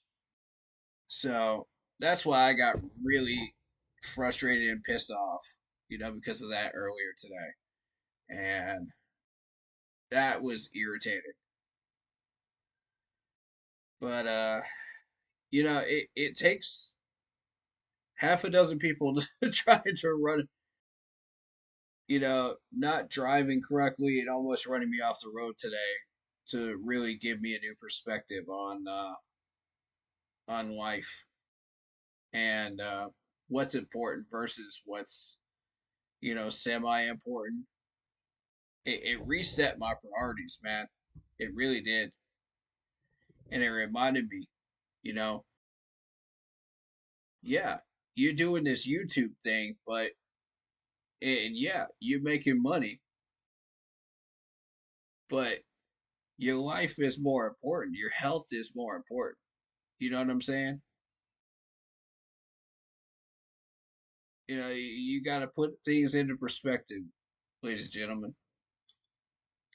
You got to know what's important in life. We only get one spin on this earth, man, and you got to make it count. So I encourage everybody, no matter what you're going through, find ways to keep pounding through it because there will be positives on the other side. It is worth it. I mean, look at me, man. It's worth it. Find something worth living for. For me, it's you guys. You know, I don't have to sit here and do this every Sunday. I don't have to sit here and do all these streams and stuff like that. But at the end of the day, man, I'm doing this for you because I care about you and your well being, how you guys are doing. Speaking of which, how are you guys doing? You guys having a good day? Let me know in chat. Are you having a good day? Let me know in the comment section. Are you having a good day? I care about y'all, man. Y'all are my brothers and sisters, man. Y'all are my family, my blood. I care about y'all, man. We're all Panthers family. That's who we are. End of the day. So, if any one of y'all are struggling with something, man, please do PM me. I don't care how busy I am. I will try to respond to you if you're struggling with something. And I will do my best to help you. That's who I am. That's who I've always been. And that's who I will always be. I'm real. That's who I am. Every bit of what you see on camera is the same you go get off camera. Real talk. So, if you need me, please do reach out. Here's my socials right here. There you go. Hit up that Instagram. If you really need me, man, hit up that Instagram. I'm here for y'all. All right? You're not going through whatever you're going through alone. I got love, man. I got love for each and every one of you. You are loved. Each and every one of you are loved. Don't you ever forget that. Don't ever let anybody tell you different. If they do, screw them. Because they ain't worth having in your life. That's real facts right there. That's real facts. Take care of yourselves. Take care of each other.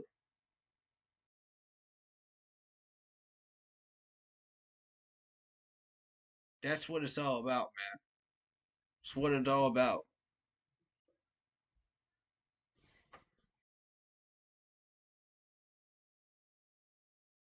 I thank you all for your time. I know it's valuable. And that's why I don't wish to hold you all up. I know y'all need some sleep, so I'm going to let y'all get some sleep. And y'all can watch the rest of this on the VOD. But, Hey, shout out one more time for the merch team, man. Check this out, man. I love this. Shout out to the merch team. This is dope right here. This is what we need more of. Y'all come up with some fire stuff, man. Keep going. And I got this Julius Peppers pennant. Oh yeah. Oh yeah. That Hall of Fame Julius Peppers, baby. That's fire right there. That's going in my office, man.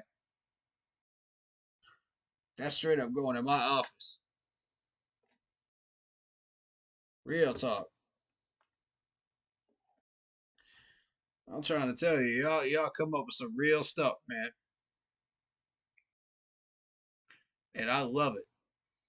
Keep doing what you're doing.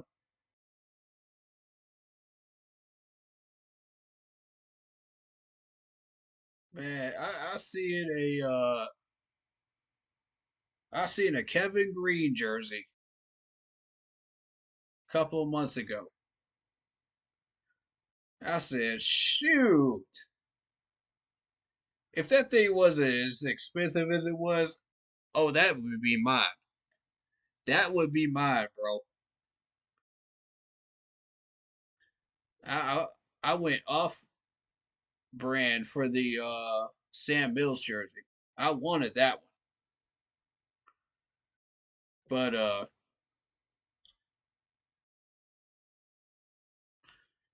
real talk though, y'all gotta lower your prices just a hair, man. Just a hair. We going through a rough time economy wise. Be nice to us, all right? That's all I'm asking for. But beyond that, hey man, keep putting out the quality stuff that you putting out, man. Y'all are fire. I love the social media team. I love every part of this, man. It shows me y'all care about us, man. For real. That's real talk. They care about us, you know? And I just got to show them the love that they're due. Nobody else has, man. So I will. Shout out to all the maintenance people, all the people that don't get a shout out normally, that work in that stadium, that do those odd jobs that nobody else wants to do. Shout out to y'all. Real talk. Y'all some real ones, man. Y'all some real ones. Y'all keep this place running in Boa. Y'all keep this place running in the practice fields, man. Shout out to y'all because I had a very nice conversation with a gentleman at the training camp, you know, and he was one of the staff members. He was an older gentleman. I don't remember his name, but man, much love to you. Much love to you. Thank you for making my experience a lot better, you know, but just by talking to you, just for a minute or two. And that's real, man. That's real. See, for people like that, it's real. They care about the people coming through here, man. That go to these training camps. They care about the people going to these games. They legit care about your well-being. And those are the people you need to show love to and show respect to. And tell them thank you for doing what you're doing, man. You know, tell them on behalf of me. Do it for yourselves too. Do it for, because it creates long lasting friendships, man. It really does. That's what it's all about. when you interact with people at different games and different events and different things like that, man, that can change your whole energy of what you're doing there. It can change your whole perspective. And that's real, man. That's real. Nobody can fake that. You know? That's why I love people like that, man. Like, shout out to that dude, man. Whoever you are, I forgot to ask your name. But, you know, hopefully he sees that and he'll recognize who I'm talking about.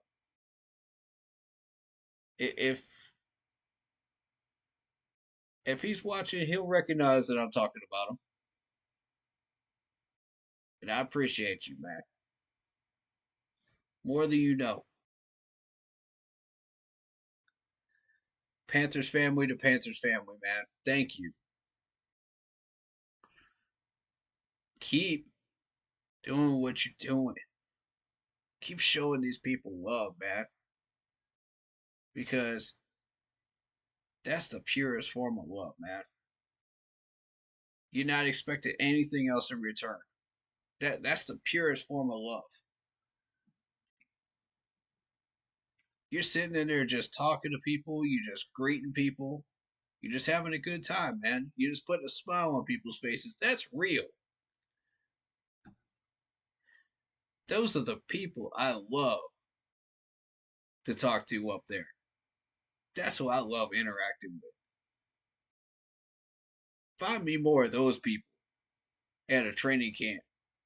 Find me more of those people at these Panthers gatherings and stuff. That's who I want to talk to, bro. Because I got some real friendships out of this, man. And it's awesome. It's awesome.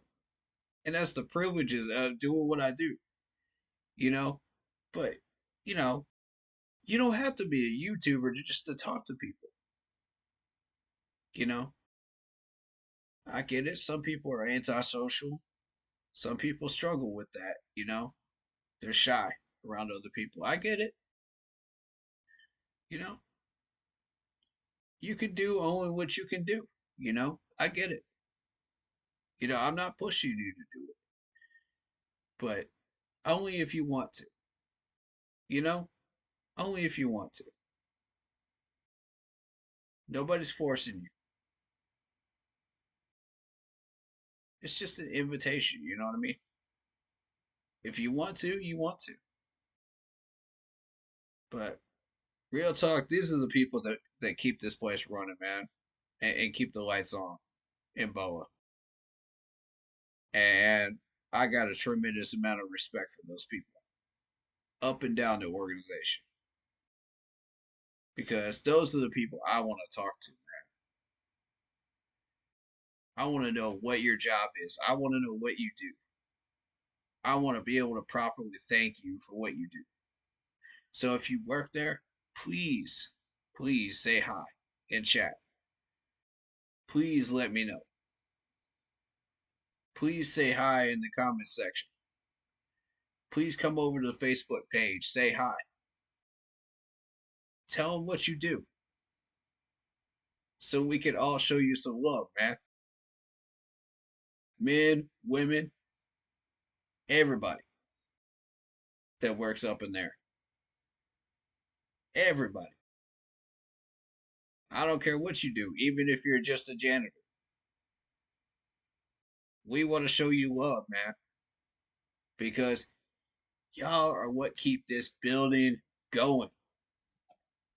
Every part of it keeps this franchise going in one way or another. And I love it. We wish to honor you.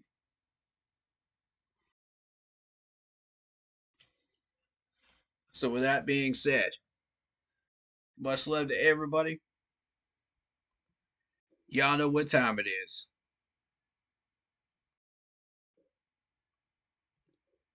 Stay happy, healthy, and well, man.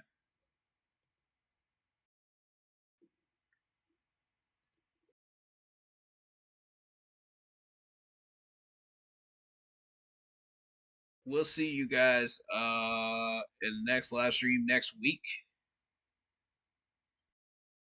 Until then,